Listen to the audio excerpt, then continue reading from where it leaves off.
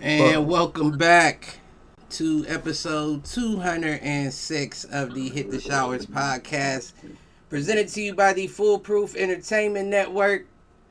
As always, I'm your host, Clifford Jordan Jennings. God damn, I'm fucking up early. Here with my point man and co-host. What the fuck? I don't even know what to call this nigga anymore. He the parking lot man tonight. Just call me what your mama called me, handsome. Oh. My mama don't like light-skinned niggas. We got Michael King in the building. We got my guy back. AA Ron in the building, and CT. What's happening? Not shit. What's going on, fellas? I feel like starting it out very hot. Good sports week. Well, let's start it out hot. I'm ready for whatever we starting out. What the fuck happened to them Pats? I need explanations. The Pats? Yes, I need explanations. Right. We injured too. We lost Matthew Judon. We lost Christian Gonzalez. Yeah, you lost Gonzalez in that game, didn't you? We did. And Matthew Judon. So that's what I'm saying. They talking about they out for the rest of the year too. So both of them? Yeah, we bought J.C. Gonzalez Jackson. is. But I don't think J.C. Jackson's gonna be enough. We need some more. We need what Prom say. We need some Louis V in the locker room. We ain't got none of that. Yeah, nah, JC ain't gonna be enough. And it was crazy because right after we Christian just traded out, him. You said you just traded him and got him to right the Chargers. Back. Yeah, that's weird. I don't know what's going on. Well, I mean, it's not weird, CT. They only brought him back because Gonzalez got hurt. If he wouldn't have got hurt, they weren't planning on bringing it. I mean, it was just a fill-in. That's really all it was. And I feel like even if he did get hurt, it looked like we was probably bringing him regardless. I don't know. He's somebody that already knows the systems as well. Exactly. Go with the devil you know. Right. It's better than trying to find somebody new. It looks like we need some offense, man. Oh, yeah, no, y'all definitely need something. Y'all need a quarterback. Brought in Juju Smith-Schuster for no reason. Yeah, he ain't getting no love. Like, he had one catch for like 9 yards his last few games. You know what I'm saying? Like, I don't know. Oh, yeah. We should have left Mike in Miami. The tight end. We should have left him in Miami with y'all. No, that's Q's team. Yeah. Yeah, Hunter Henry's not nothing.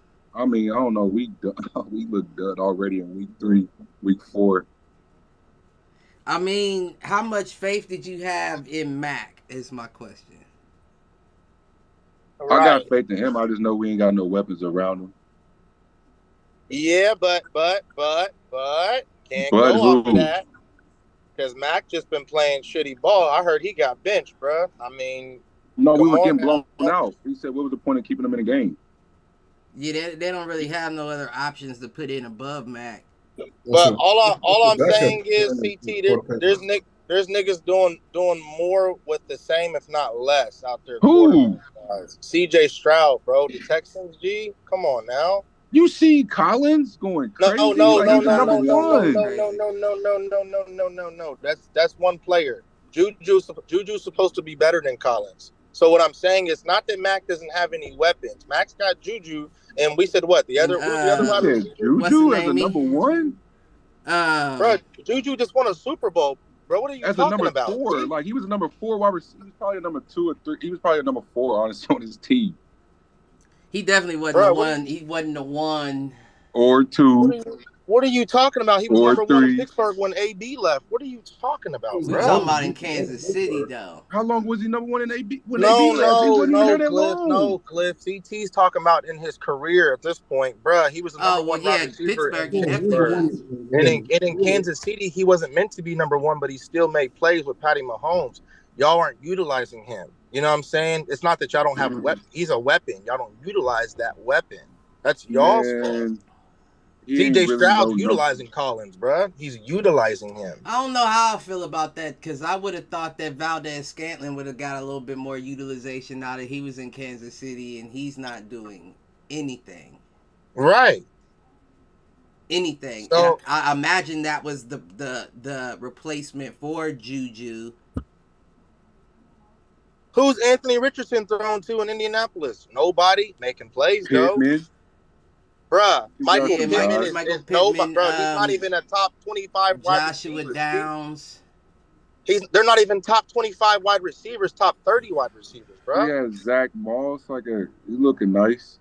That's looking nice and being an elite player is different. My whole point is he doesn't have elite talent, but he's making elite plays. You know what I'm saying? So he's stepping up. Because he can run the ball. Who the fuck is Josh? He's not just running the ball. This motherfucker's throwing dimes too, bro. Look at the tape, G. Who's Josh? CJ and Anthony are throwing dimes as well, bro. Joshua Downs. You said who is he? Yeah, I'm asking. He's a youngin', but they got him. For who? Indianapolis. Parker hurt every other week. Yeah. Oh, okay. Yeah, he's a youngin', but he all right. He a backup wide receiver I got on my fantasy lineup. I'm trying to see what they got him ranked as. They got him ranked as the 56th wide receiver in the league, which I would really imagine to be high for as young as he is, out there. I mean that's fine, but like I said, he ain't no, you know what I'm saying? No, he's not. He's making his name currently. He's not really. Who are you talking about? Joshua Downs. Okay. Yeah, ain't no elite talent on the fucking Colts. Ain't no elite talent on the Texans. It's just niggas getting them the ball, making plays as they should. That's what it is. Collins looks good because CJ Stroud's looking good. And we play some tough ass teams to start the season. Okay, I'm not saying y'all haven't. I don't want to say that y'all haven't played. No, I'm just saying. You have to say, look at the talent we played against and the talent they played against. Come on now, it ain't even close. But we started out with Charles. We came out the gate with Charles. But CT, come on now. You knew that was gonna be an L. That was gonna be an L coming out regardless. But it was a good game. Like, you know what I'm saying? It was a good game. No, it was. I'm just saying. I'm talking not really the team play, just the then we played the Dolphins, and then we played the Cowboys. Like, that's a tough three monsters. No. Yeah, I'm not. But again, I'm talking about the individual play, not the team. The individual play. Mac Jones just hasn't shown up. Nah, he hasn't yet. He ain't really got nobody to throw it to. We don't got no Justin Jefferson type caliber guy. But I ain't even trying to pick on Mac. I mean, regardless, you lost because I asked originally what happened to the Pats. You lost 2 very tough defensive players. I will give you that. But y'all couldn't put up a touchdown though. And that's what I'm saying. I'm talking about the individual. The quarterback has to play better, regardless of who you're playing. The quarterback just has to play better. Period. So does Bill Belichick get fired? Does Bill Belichick get fired? Is this the year that Bill Belichick gets the? Nah. You won't ever see. You won't ever see Bill Belichick get fired. You won't see that either. He'll never be in a hot seat. You'll never see that happen. We're talking about one of the greatest coaches of all time, who's locked in with Robert Kraft. With Tom Brady though. That's fine. That's fine though, Aaron. But at the end of the day, he's paid his dues. You understand what I'm saying? You're not firing a Bill Belichick that's been there 20 plus years. Robert Kraft's not going to fire him. So how do you artfully replace him? He's going to retire. Well, no, I'm saying they've been since what's the name he left? Brady left. They had that one season where they were below 500, right? But for the most part, he's had a Mike Tomlin like career after Brady. So that's do you get rid of Mike Tomlin then? You know what I mean? No. Right, exactly. So I don't think you see Belichick get. I don't think you see Belichick get like fired or anything. I agree with CT. If anything, he retires or chooses to step down at the position. Exactly. Just like Roethlisberger, I know he was a player, not a coach. They didn't fire him. They let him. They knew he was going out sad, but they let him go out sad and said it's going to be on your terms. We'll let it be on your terms. You're going out. And you know what I'm saying? They could have fired him. They told me you're not the quarterback next year. Like they would likely tell Belichick you're not the coach next year. Well, yeah, but I mean, but that's different than getting so getting laid off and getting fired is two different things, though. You know what I'm saying? Like, yeah. If you say we don't need you anymore, I don't know in the NFL if it is like, yes, in regular world activities, like for us average Joes, is two completely different things.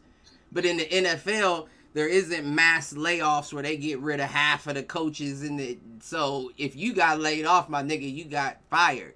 You got released. It's just as bad in that position.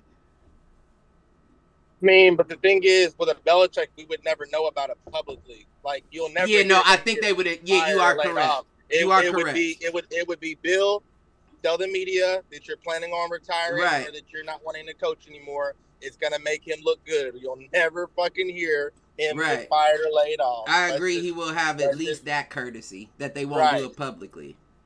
So but I don't think it's a situation currently where that would be a question. Anyway, I'm interested to see what defensive adjustments he makes against the Saints, because although that seems like an easy matchup, assuming their team was 100%, now that they're not, it's the perfect team for you to come up with a new defensive scheme against. Because that's what Bill Belichick does. The Pats gave up 2 defensive touchdowns last week. Right. That fumble return for the touchdown on like the 12-yard line, and then that pick 6. I think Mike Tomlin's never had that bad of a record. Like his record has been under 500. Not Mike Tomlin's. That's what I'm saying. Mike Tomlin's record's never been that far under 500. It's never been under 500. But he does probably start off like 1-3 though, and he has a. Oh yeah, I'm sure. Right. Oh yeah, it's the Steelers. Bill Belichick comes through and then wins 8 more games. Yeah, but if he wins 3 games out of what? What's this? Is it 17 games? If he wins 3, if he's 3-14, he can't be 3-14. Okay, all right. No, I'm not saying that. No, he can't be 3-14. That's a problem. The last game did not look well. Right, but I mean, Dallas is a tough defense. It's a tough defense. It's a wishy-washy offense, which is why I was so surprised. I mean, I know that the injury, that Christian Gonzalez injury really hurt, because they did pick on that side and they fucked our zone up. Yeah, our zone was just getting busted. They was picking on whoever that that cornerback was that replaced him. They was picking on him, and it worked. Jack Jones. Jones. Yeah, I wouldn't even know to confirm, to be honest, but. So the Patriots go over 500 this year. I think we'll be 500, close to it. If not, we'll be. I could see him being a game back, a game or two back, but I do think that they end up. If we lose this one, I'm gonna be worried though. If for real, y'all lose against the Saints, and that'll be like 3. What was you about to say? Couple games in a row, like losses. That's what's. But what I will say is this: I don't know what Belichick's record is against the Saints. I don't know what that looks like. But I know he's always given Derek Carr fits with the Raiders. Oh, yeah. You know what I'm saying? Is Derek Carr back yet? I thought Derek Carr was still hurt. He played. Uh-huh. Okay. Kamara's back, too. That's what's scary, though. Now, that changes things. That definitely changes things, especially without Judon in them. But I don't know, man. If y'all lose this, I agree with you. I would be worried. And I just see continued more injuries. I don't know why. Like, just our side of the team. I mean, it's a part of the game. Right. Every team's injured. Yeah, but they falling down, like, they just going down. Your boy King Dunlap was on the Raw Room again, and he was talking about even the coaches that tell you when you get there, it's not a matter of if you get injured, it's when. Right. How you handle it. You will get injured. At some point, it's going to happen. Whether it's a nagging injury that you don't have to sit for, or an injury where you got to sit for the year, it's going to take place. You can guarantee that. So I guess it's kind of fucked up that it happens for you so early in the season, because you can only imagine some other players are going to end up going out as well. But some don't. No, some don't. You are correct.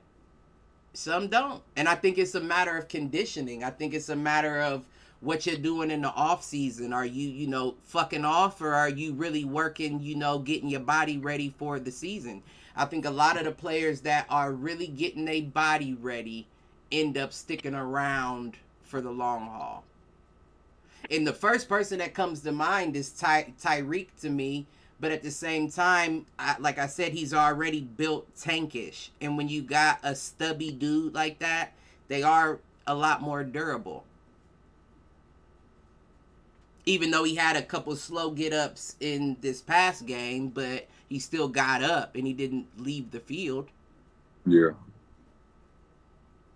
That's crazy. That game was, yeah. You said what, Aaron? I don't know if we got a lot of those left. When you that size, so like Steve Smith, like comparable. Right. You got about 10 years of that. Well, I don't know. It depends though, because I think that Tyreek plays smarter than Steve Smith. He's faster than him. He's faster than him, and he's shiftier than him. So you do see him get out of the way of a lot of hits where you would see Steve Smith attempt to lower the shoulder and shit. Mm-hmm. Like, you're a wide receiver, my guy. We get that you big and stocky, but you don't need to do all that. Tyreek ain't looking to lay nobody out. He's trying to dance around you. So, I mean, we all know speed goes first. Agility not too far behind that. Days behind speed. And those are your two biggest attributes. So, but I also think that he can afford to lose 4-5 levels of speed, and they'll still be just as fast as a lot of these motherfuckers. I mean, 4 or 5 niggas is fast. 4 or 5 is fast. Right, but I mean, he running. Right. He running like, what was it, a high 4.2, low 5.3? Now, at this age, after this, the accruement of damage, he's got to be 4.5, 4.6. I don't think so, because he still gets clocked. He gets clocked consistently every year at 21 or above. Mm. No, I'm lying. Because I think that one year he had 20. But if you're hitting 20 miles per hour, if you're getting NFL top 5 fastest plays, you ain't losing no step right now, at least. What year is he in? What year is it? I don't know. Is it 5? Let's see, because I don't know off the top of my head. No, he's been in for more than 5. So that's what I'm saying. Because this is his second year with this is his second year with Miami, and he was with Kansas City for more than 3. The depletion of speed has to be real. No, it will be. It will be. I just don't know when. Let me see.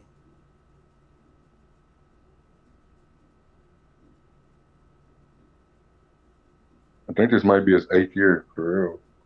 I'm checking right now. Yeah, 4.2940 is what he ran. I knew it was a low too. When did he get drafted? He went 5th round in 2016. That's 7th year. So yeah, 7th year. Yeah, he went a 4.4. I'll give him a 4.4. He 29. I feel like the way he plays, he good for at least 2 to 3 more years. Now, the last third, maybe even the second, may consist of a bit more injuries, but that's usually how you'll tell with a motherfucker like him. I just think he's just always going to be so much faster than everybody else, even when he slow down. Yeah, he is different. He's going to just cut more. Just cut more, you know what I'm saying? I mean, damn, I wish Key was here. I would like to bring that game up. Fuck it, we going into it. Dolphins lost to the Bills 20-48. Diggs was on one that game. He sure was. 6 receptions, 120 yards, 3 touchdowns. Yeah, that motherfucker wasn't playing. And that, it was just a lot of mistakes in Miami. I wonder if Darren would say that he didn't kill. He only had 6 catches. Whatever he says and shit like that. 3 when touchdowns. He had 3 touchdowns. That's crazy. That one he broke out of and just took it to the crib. And you average 6 Diggs. Yeah. Yeah. I mean, he a dog. I cannot stand shoulder pad tackling. I can't fucking stand it. And there's no reason why you as a professional athlete should ever fucking be shoulder pad tackling. You talking about horse collaring or just in general? Why are you attacking the shoulder pads? Why are you attacking that? Well, they made the rules so different. It's hard to even, you know what I'm saying? Like, yeah, that's probably what it is. Because they don't know how to play. They don't know how to play no more. That's the problem. You just don't have. You just can't target, and you can't use your helmet. But I don't understand. I would be so used to using my helmet, like. I would too. But at the same time, proper tackling technique is head on the side of the waist, wrap and drive. The waist does not move. Yeah, the waist doesn't move. It moved different though in the NFL though. You gotta give them that. Yeah, but they're all in the NFL. Even the defense. Yeah. Okay. This nigga in fast food. Thank you, brother. I got 2 5-5s. That motherfucker got Kyle from Arby's in the podcast. You sure you don't need napkins, sir? You got a 2 for 5. Yeah, you got the Arby's. But yeah, no, they need to. I don't like it. I don't like running up to a dude standing straight up, trying to grab him by the shoulder pads and wrestle. Like, what is that? What is that about? It's not going to work. You're right. But at the same time, if you aim different with that helmet, so you know a lot of times when you leave with your helmet, you think you're going to the side of that player, but you hit him straight on or in the waist. But also, it's not a targeting if the opposing player moves into the hit. If they can tell that you weren't going for that spear hit, it's not a targeting call. You moved into my helmet, just so happened you took some of it. That's on you. But you can tell as I engaged in that tackle, I was going low and I had my head properly set. I think there's a couple people that got caught up on the wrong side. Oh, I'm sure. And I feel like it all comes down to, the referees. When your head is down, like when your head is down, it's hard to adjust. You set on the tackle and you're going in. I mean, that's why you should already. I mean, that's the thing. Your head shouldn't be even going down until you're preparing for impact, right? You know what I'm saying? Like you're regardless of the fact, you can't tackle without targeting the literal word. You know what I'm saying? Now, the call is a bit different, but once you have your man targeted, once he's inside of the range, you can put your head down and you should still be able to make impact. To knock him down, yeah, you should. If you put your head down prior to making impact, then chances are you deserve to look dumb, like the Stefon Diggs when he jumped over cuz when he was with Minnesota. You put your head down before you was even in range to make a hit, which is why you lost the game for your team. But it baffles my mind for people to ask why these players are getting injured at such a higher rate when you look at the way they tackle. Look at it. Just look at all that, and you wonder why you getting hurt. You're not even in position.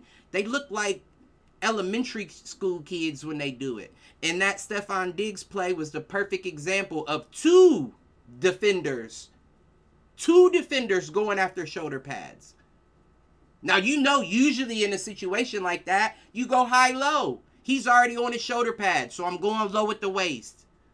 He kind of made the other dude knock him into right. it. You know what I'm saying? Easy for him to get out of there. Because y'all both going for shoulder pads. I just don't you like it. Ran right into me, ran into my leg. Now we both on the ground. Looking dumb. When you could have just made a hit. Just make a hit. And I get it. When you're dealing with wide receivers that are fast and shifty, you do get nervous because you don't want to miss. But look at what happened when you did it that way. That looks worse. It would have looked a lot better for you to go down trying to make a hit and him hurdling you or showing, skill to get out of that, as opposed to y'all looking like the fucking little rascals trying to... That shit crazy. Took his own teammate out. But it wasn't just that. It was fumbles that motherfuckers didn't even know the ball was on the ground. Like... Mostert, oh my God, He was working. Devin Achane. No, he was putting that thing on the ground. Yeah, he did fumble 2 times. That's what I was about to say. I thought it was twice. Achane, though. 8 carries, 101 yards, 2 touchdowns. Took his touchdowns again. That's what I'm saying. He coming. He coming for that spot. And I don't blame him for getting it the way it's looking.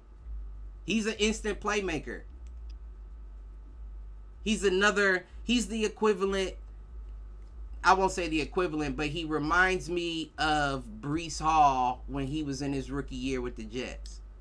Just a motherfucker you hand the ball to and watch him work. He's fast as fuck. He's going to hit some hole. If you don't get him before he hits it, he's out of there. Yep. Hopefully he don't get injured like Breece did, but... Go ahead. Tre'Davious White got a bad injury. Hurt his Achilles. He definitely out for the season. For real? Yep. Because they were talking about he just came back from the ACL. He just came back from the knee one. I didn't hear that. Yep, they had to bring the card out for him. And he threw his helmet mad. You knew he was one of them like, damn, I might be got to do this rehab and shit again. But I would like to shout out Josh. Josh did his thing that game. I don't know if he found his stride or what that is, but 21 for 25, 320 yards, 4 touchdowns, no interceptions. Yeah, that one that Gabe was nasty. He put it right in the right spot. Yep. He had 158.3 passer rating too. He did his thing in that game. Yeah, he said he was proving something. Yeah, he was. And I don't know the name. I thought it was going to be a shootout at first, but I did too. I did too. I don't know the name of the dude who replaced Jalen Ramsey. Number 4. It's like an African name. Yeah, number 4. I think he's a rookie. He was getting cooked too. He was getting cooked too, and they was like, we gonna keep going to him. And they kept doing it, and he kept getting cooked. He's a rookie, yo. Yeah, I don't know what they're going to do with that, but I feel like the Bills just exposed a weakness in your defense. A lot. Especially, like you said, 21 for 25. Right. You gave him no trouble. He got sacked. He had 2 sacks, 10 hurries. You gave him no trouble. He had no trouble. Nothing to worry about. Wasn't that game in Buffalo? Mm-hmm. Yeah. Yeah, that plays a factor. No, it plays a factor for sure, but it's also fall. We ain't in January yet. I swear. If y'all can't get through it now. Cliff, that East Coast weather is different, bro, than the Midwest and everywhere else. Agree, so it gets but colder if you sooner. can't get through it now, what you gonna do in January? You expect to make the playoffs. That's not. But right. But at the rate that they're at, they would have home field advantage. You understand? So they wouldn't be playing on the road, even at the rate that they're both 3-1. Been going. They just lost. Yeah, they're both 3-1.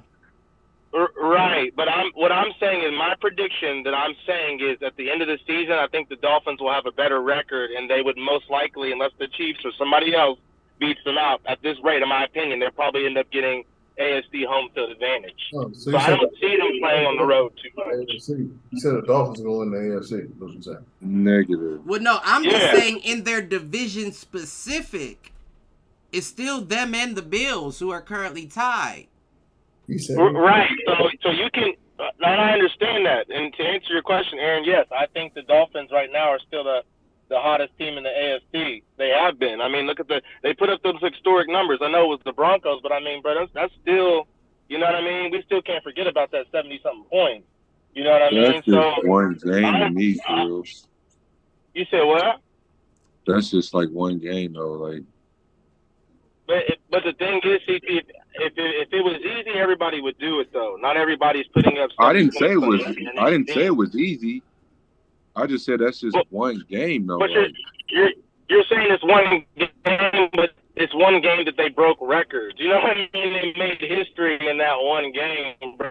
So like you're saying one game, but history is saying otherwise. Like, I get that as well, right? Game. But historically, this is the lowest the Broncos have been in a while as well. And beyond that, you put up that 50-point victory to turn around and lose by 28. Exactly. That's what I'm saying. Like, it wasn't. It'd be different if they caught a run and was beating everybody by 21, but. You can call that complacent at the very least. Complacent. You know what I'm saying? Like. And you had Waddle back this game. You didn't have Waddle that game.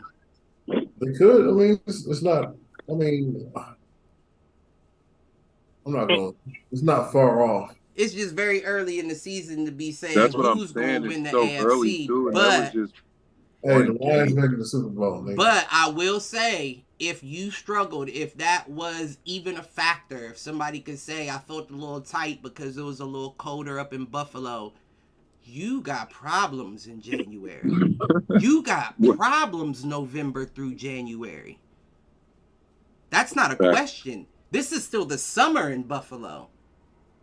And Tua can get back to that mode. It ain't the summer in Buffalo, Cliff. Stop, bro. You know what the fuck I'm saying. It's still warm considering people who live in Buffalo. People who live in Buffalo are still going out in shorts and T-shirts. No, Cliff. I think it just. Where was it the other day? It just like lightly snowed somewhere the other day. I don't know if it was. I don't know if it was New York or Minnesota. Somewhere, bro. It just lightly snowed the other day. Here, and you still see motherfuckers in shorts and T-shirts. Around this time, it's Buffalo. That's They're a whole used to different. That's a whole different conversation, though. Right. But the people that do that, now we know that's a whole different conversation. They do that all around the world. That's a certain type of people. That's a whole different topic.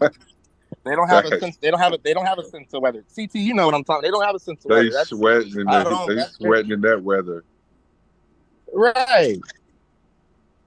But that's what I'm getting at. When you get acclimated to it, when you get acclimated to it, it's completely different. And the Buffalo Bills have been acclimated to it. It wasn't until last year that a loss to the Chiefs they took, and it was like, damn, it was snowing, and you're supposed to shine in the snow, but you dropped the ball. And they look like they got early the in the best fans. season. They look like they got the loudest. They look like they got the loudest fans. Who, the Bills? Yeah. I don't know. I mean, that could be true. It was a road game, bro. Like that was game. Crazy. It's a road game. One game. You better be loud to be able to scream through a snowstorm. If we got over the Bills losing to the Jets, we got to get past Miami losing to the Bills, though. And they lost to Zach Wilson, mind you, when they lost to the Jets. And we got to get over the Dolphins doing that to the Broncos. It's just one game. I mean, the Broncos just got their first win. They put that up. But CT, like I said, 20. If the Broncos were so bad, why isn't everybody scoring 70 points on them? The Broncos were so bad, they almost lost to the Chicago Bears the next week. So, yeah. That's what I'm saying, and that was their first victory.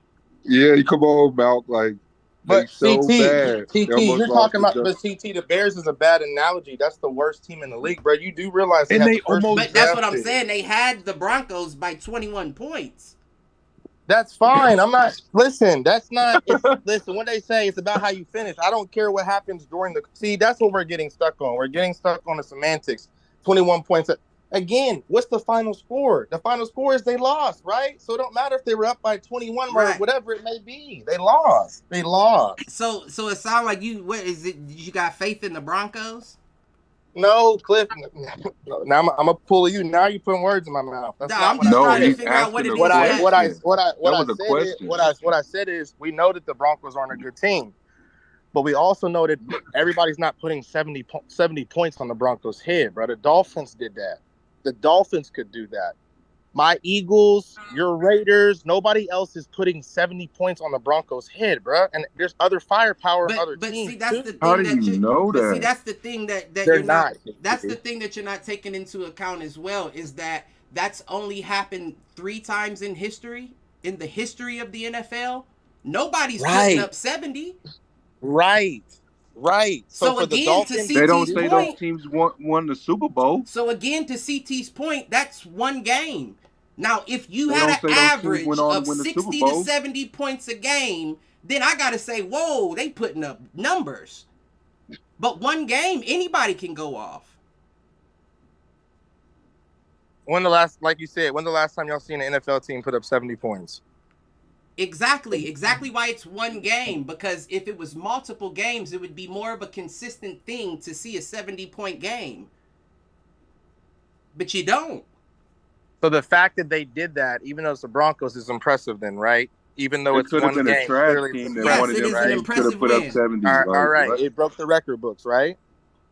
Well, no, it was before breaking a record. No, they broke the record books that game, they said. I've read reports that said they broke the record was 73. They could have kicked a field goal and they didn't do it. Right. They set records in like yards. Right. That's what I mean. There was other records, but they do that every year too. Nah. They did that one year where Tua threw all them yards. Right. Miami, you've seen. That's what I'm saying. Outside of Miami. Well, that's what I was saying. Miami does that every year. Miami didn't win the AFC conference last year, but they broke records. But you can have a lot of points. What happened to Tua last year, Cliff? Right. And he got injured. To see what can happen this year. He got injured, but that's what I'm saying. We are in week 4. Semantics. See, that's semantics. That's semantics. Anybody can get injured. I'm talking to Cliff's point. Last year they didn't do that continuously because Tua got hurt. Before he got hurt, this nigga was killing the fantasy football league and the shit in general. You let him go, CT, and I picked him up and was balling until he got hurt again. That's what I'm saying. He got hurt.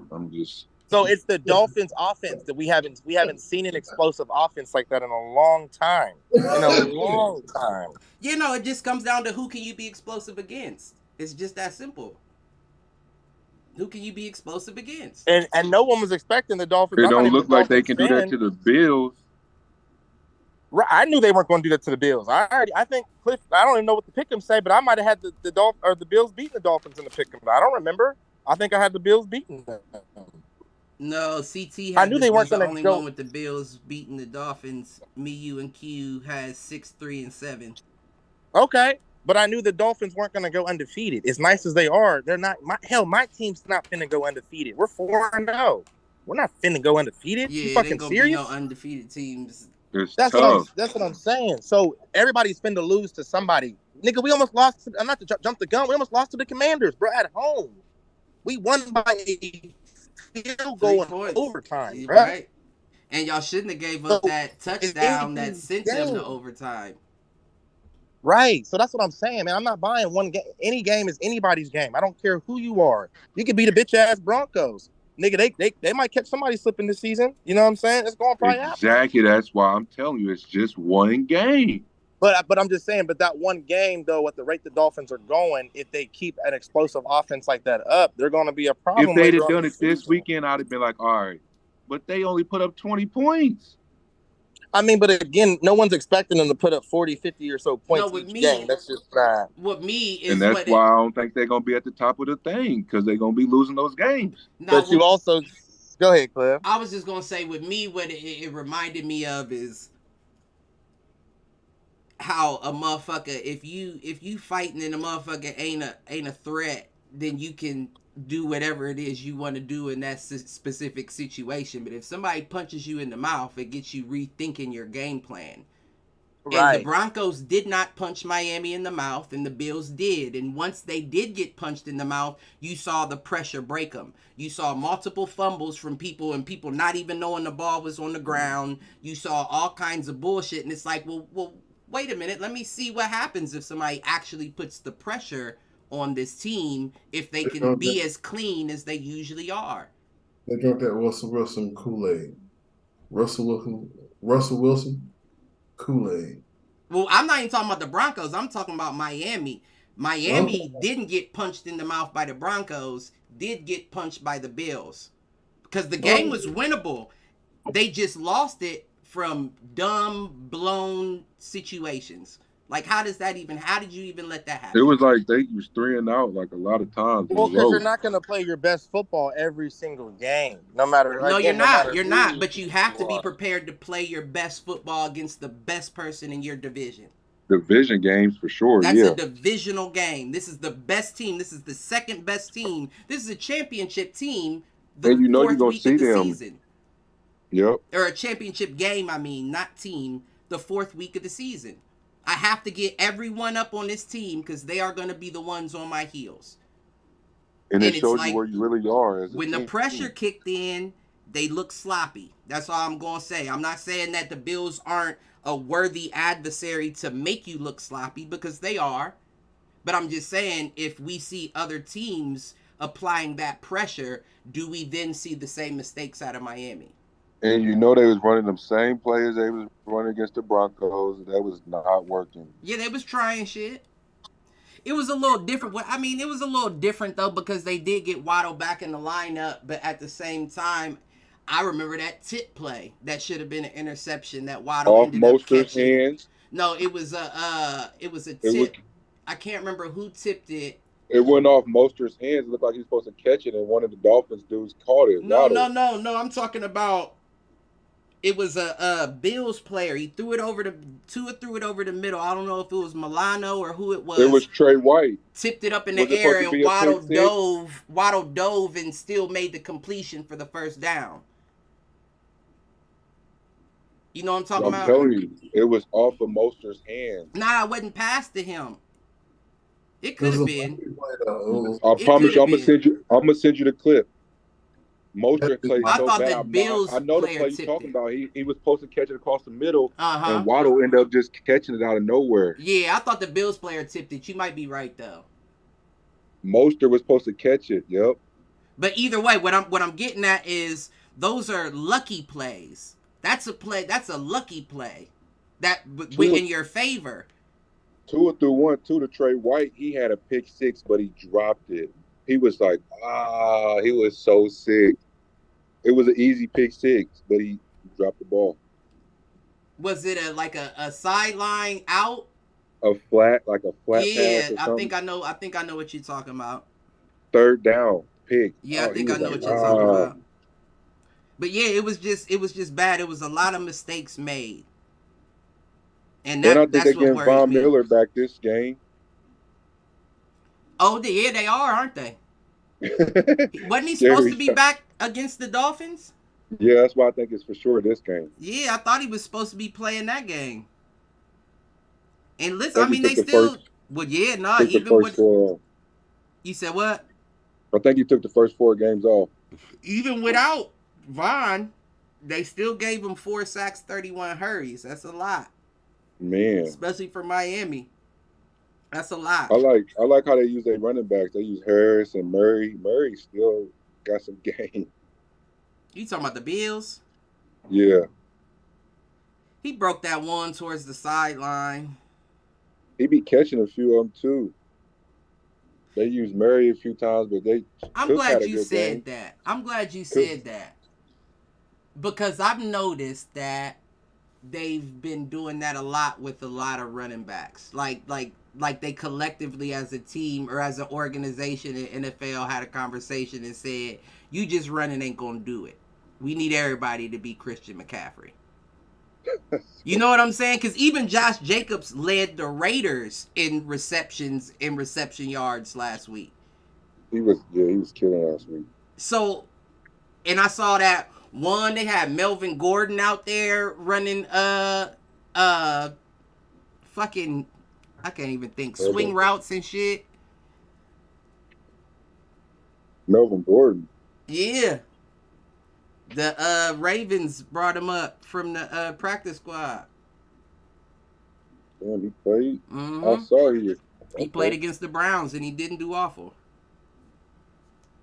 He didn't do awful. But even him, he had a few receptions that I was surprised to see. And I'm like, oh, yeah, they must be collectively saying, yeah, all running backs got to catch now. We ain't paying you till you show us you got hands as well. They still ain't finna pay them motherfuckers. No. But speaking of Josh Jacobs, my Raiders lost to the Chargers. It wasn't nothing surprising. I actually said with Aiden O'Connell playing, they lose by 6. With Jimmy G, they lose by 13. And they lost by 7. So I was pretty close to par. I like the way he played. He didn't play bad. And he got hurried 50 times that game. 50 times you got hurried, 7 times sacked. 50? Man. 50 hurries, 7 sacks. He threw 1 interception, but when you getting hurried 50 times, I can understand where that comes from. Yeah. So I'm not mad at the youngin. I mean, he also had 2 fumbles. Yeah. I'm not mad at the youngin. Yeah, Devontae got hurt. He came back though, but yeah. He said it looked like a shoulder injury, but he said he was scared. He came back. And Justin Herbert didn't even play the best. Nope. When you get a Justin Herbert that goes 13 for 24, 1 touchdown, 1 interception, you got to take advantage of that. You got to get them wins because he's not going to give you them games. And they banged up right now, too. Yeah, that's tough. But I think Mike, did Khalil Mack have like 6 sacks? Mm-hmm. Yep, he was going off. Nigga Khalil Mack had 6 sacks. He was going off. You know how niggas do. You cut out. You started and you cut. I don't know what happened. For me? Yeah, you back now. Yeah, I don't know. I said, you know how niggas against their former teams, they show out. Right. And it was fights on the field and in the stands. Oh yeah, y'all niggas got knocked the fuck out. I seen that. There was fights on the fields and in the stands. They said it was actually multiple fights in the stands at that game, but you gotta understand that we were rivals back in Oakland. Yeah. Yeah, us and the Chargers don't usually fare well. Yeah. And I wasn't mad at that little hit. On Justin Herbert? Yeah, I wasn't mad at that. Get out of bounds faster, bitch. You ain't about to just take one step out and think I'm not about to touch you. They got on there with dude. Yeah, but that's gonna cost the team though, Cliff. That's the discipline. He got fined. That's the discipline y'all lack. Y'all lack a lot of discipline on the Raiders, boy. You know he got another fine situation. That was you basically giving me an opportunity, saying you won't take it.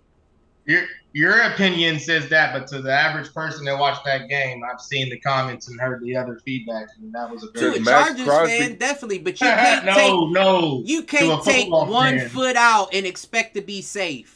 You don't do that with the quarterback. We talked about the game is different, right? We talked about the rules, what you can do, what you can't do. Maybe 10, 15 years ago, that was safe. That's okay. Yeah, you got to ease up. Or he didn't. Yeah, you can't do that now. That's just. So you're thinking of. No, he didn't. He did. He hit him a little bit, but he didn't pop him. He popped him. Go back and look. I kept rewinding it. Cliff, if the whole team surrounds you, bro, they gonna do that anyway. No, bro. Nah. They gonna do that anyway. You on the sideline. Nah, nigga, I didn't see Jalen Hurts get smacked, and the team has referees was letting them get licks in. You on the sideline. That's how you know that was illegal. And trust and believe, refs ain't letting nobody get licks in. Them ain't bouncers. Them is referees. Hey, go ahead and get a few licks in before we break this up, because that was ugly.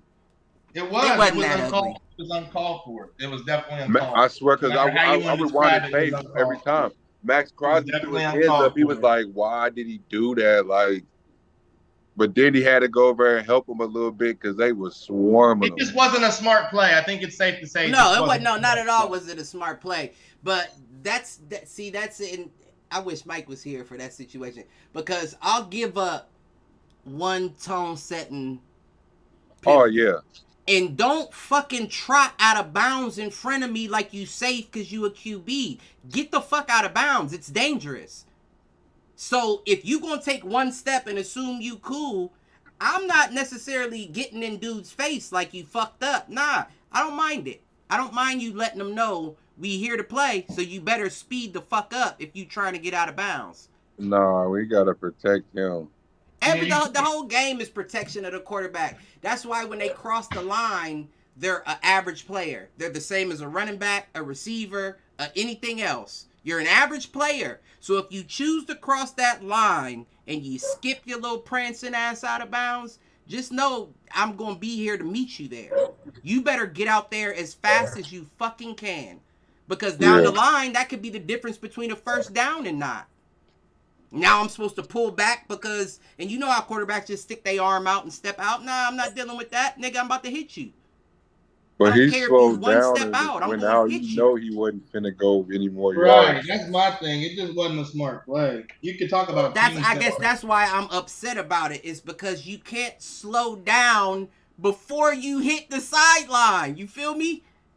I'm sure that's a new rule probably now. Yeah, you don't have to run full. If I can tell a nigga's going out of bounds, I'm not running full speed towards that. You better, and that's all I'm saying. In any defense that I would be in, you better run full speed towards that sideline. Because as long as you're still on the field, they say he's known for dirty hits too. He's known for dirty hits. That's what I'm saying. Well, it's just that CT. That's what I was telling Cliff, and he knows this. I guarantee part of the reason that he's a Raiders fan isn't just because he was raised on that. He knows that they are one of the bad boys of the league. They're one of the dirty teams. Cause that makes it sound like I like them because I like a dirty squad. I don't like a dirty squad. I like a physical squad. I don't know if physical's the word, but they've known to be rebels. They go a little above the line of physical. Right. They've always the history. They do. Right. And I know about it just because I grew up around too many Steelers fans that have talked about that Raiders and Steelers rivalry. But I mean, let's keep it a buck. I would be on that very same shit. Listen, if I see something like that happen and I don't look at it like, oh, that was just blatantly ignorant, I'll pay you a fine. How about you gotta hope you make enough to do that, Cliff. I'll pay you a fine. I know. That's the thing. His fine's probably add up ain't now. not one right, player. You hear me? I said fine. I didn't say fines. Oh, okay. But it's not one player. It's not one coach in the league that can't pay a fine. The coaches actually get fined more. I don't know about that. I don't know if they try not to get fined. They do. Yeah, I don't know. The coaches get fined more than the players. Well, they trying to stay on Rodgers' good side. Right, exactly. That's what I'm saying. It just doesn't make sense, but it don't make sense. As you should, but I'm not saying, listen, that's just like, let me just say I cash app you. You hear what I'm saying? How much they charge you? I cash app you. But I guarantee you, the next time, that's what I'm saying, and it's all well and dandy if you want to allow shit like that to happen.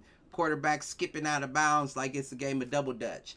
But the next time that happens, that you don't take the opportunity to make a hit, and he sticks his head across that first down marker, and it continues to drive, and you lose the game, I'd much rather take the fine. I'd much rather let this nigga know, not on my side of the field you do that dumb shit. So you rather take the fine? I'd rather take the fine. I'd rather take the fine to give that quarterback confidence to know that he's safe walking to the sideline. You better not be safe walking to the sideline on a substitution, motherfucker. I better see you run off my field. That's the kind of defense I'm playing. You better sprint off the field every chance you get, because if you cross that line, I want your helmet. I think you're thinking, once again, I think you're just stuck on the old pastimes of football. Old football, yeah, and I get it. I definitely do, but that's just not how the game is anymore. I know that's what they wish they could have done too. Like, I mean, but regardless of what the game is, you get ejected for targeting. You get a fine for that hit. He was fine for sure. Right. And there's a difference. That's what I'm saying. There's a difference. There's a difference between me getting ejected out of this game and possibly suspended for the next, and just getting fined. There's a difference between that. I mean, I ain't trying to get fined and take a loss. That's just me, though. Right. So, but I get it. Yeah. But one thing you cannot say is that motherfucker wasn't trying to take the loss. No, he definitely wasn't trying to take the loss. He was trying to do everything he could to force him out of bounds faster than he was currently moving. He was. So I would never question that player's specific will in this game. Now the rest of you motherfuckers. Yeah, you can't. No, not Max. Max did his thing. Max did his thing, as he always does, though. He just damn near juked him, though. That's what happened, though. Justin Herbert juked him. Yeah, he clunky. Max Crosby is real clunky at that defensive end spot. He got in the backfield back there, but he just he gets there every time, but he's clunky. Yeah. He's not like once you get there, it's a guaranteed. Nah, that ain't how that works. You can do your thing around him. You can do all that. He's not a Myles Garrett. If I'm within 2 steps of the quarterback, he's down. That's not happening. He struggled getting Justin Herbert down on one of them sacks. Justin Herbert was chopping his feet trying to get out of it, and Crosby was on his knees wrapped around him trying to pull him down. You're clunky. Dude's big, though. Love having him, but he's a clunky DN. But yeah, I mean, that was to be expected. I didn't expect the Raiders to pull that win out. And y'all let Chandler Jones go? Yeah. Sure enough. I don't know the whole details behind that situation. I'm waiting. I'm hoping for more to come. Y'all drove him always a problem with them boys. That's what I'm saying. It's an organization. It's historically proven with the Raiders. Historic. That shit rub off on everybody. What's historically proven? Khalil Mack, that nigga asked to be traded expeditiously to the Chargers back when he was a Raider. Yeah, no, definitely, and it's definitely not the best organization, but it's not historically known that, like we said, motherfuckers get driven crazy at the Raiders. It just happens, Cliff, that y'all run into a lot of situations off the field, I'll say, with Raiders players. A lot of off-the-field incidents. It can just be ironic, but... I mean, but you can say that about youngins. You can say that about Henry Ruggs and Damon Arnett and them. But historically, you can't say that it's ever been... I think, honestly, the organization is a little too... I won't say too. I'll say a little more player heavy than they are coach heavy. You'll give a player multiple chances, but a coach you won't. You'll give a player that's almost, I won't go as far as to say a washed up player, but you'll give a player that doesn't have much left opportunity after opportunity, but a coach won't. Remember the whole AB situation, Mal? Yep, that's what I'm saying, and it could be ironic. AB is AB. I mean, he won a Super Bowl in Tampa. That's easy to say with Tom Brady, but I'm saying regardless, even the very next year you ran off the field half naked. That right, AB was AB before he got to the Buccaneers. Just like Chandler Jones was Chandler Jones before he got to the Raiders. You played one fucking season. But we didn't hear about these with Chandler Jones before he became. And that's what I said. It could be. That's what I'm saying. It could be ironic. You just can't equate this situation to any other. Especially with the Raiders organization itself. Can't equate it to any other. So, again, it's unfortunate that it happened. But I can't say that I saw the same coming from an Ngakoue or any other DN that was on there prior to. I mean, Jamarcus Russell, I told you. Jamarcus Russell. That was an issue. That's what I'm saying. Listen, we're talking about, that's what I'm saying. Now, that's a false equivalent because we're talking about a player who came into the league expecting to have something that he did not have, as opposed to a player who's been in the league for years and had a breakdown to the point that you needed a wellness check. Don't know the thing behind it. You could have been completely legitimate in the way you felt. But the bottom line is you were on your way out when we brought you in. So the fact that you then come in with this baggage, we got to send you home with it. But nobody expected Chandler Jones to be around in Las Vegas for 4 and 5 years. No. You were on your way out before the Raiders even gave you a shot. I don't think so. You don't think so? I think I can agree to that slightly, just because he was on his. I think what Cliff's trying to say is he was on the downside of his career when the Raiders got him. Right. There was no more climbing for you. I can agree because J.J. Watt was like that. And if J.J. Watt would have flipped his fucking wig, nobody but Deshaun Watson would have been like, it's Texas. Right. It's not something you see all the time. Oh, yeah, JJ wanted to get up out of there. He said it wasn't good. So listen, you can call my Raiders dirty. You can say whatever you want to say about them. But this specific scenario has nothing to do with the history of... The Minnesota Vikings are actually the worst. They've had 55 registered offenses dating back to, I don't know when, but... Yes, they've had the most convictions. No, I mean, even back in the day when I can't remember, Al Davis was still alive. I can't remember who the coach was at the time, where Al Davis said, "I'll pay your fines if you get in excessive roughness." Oh, I remember that. You know what I'm saying? And that's what I'm getting at is there's a difference between playing over the top physical and cheating. Right. Wasn't nothing cheating about that situation, about that play with fucking Herbert, about none of that. Nothing was cheating about it. Right. That was an incentive to watch out the next time you choose to move slow towards my sideline. Right. And I expect players to give others that. You just let him walk out of bounds in front of you? You didn't do nothing about that? You wouldn't ask a player why they allowed a quarterback. He's behind the line, past the line of scrimmage. He's open game, and you just allow him to walk out of bounds right in front of you, huh? Yeah. Yeah, I have a problem with that. I have a problem with the player that doesn't make that hit. You're the one I have a problem with. Because you allowed him to get comfortable with just moving slow towards the sideline. Never. I mean, not even just a quarterback. I think in my opinion, when any players like by the sidelines, I think you just got to ease up. I mean, that's just with a running back, wide receiver. I think that's just me. As long as you were within the 50 yards of this field width, I'm going full speed. Now, if you choose to step out and get out of my way, that's another thing. But get out of my way. And I respect it. It's just, you know what I'm saying? Gonna come with penalties. But I'm not about to stop because you close to a sideline and I'm like, oh, well, it might be. Nah, fuck the penalty. He ain't gonna do it again, I promise you. Smack him.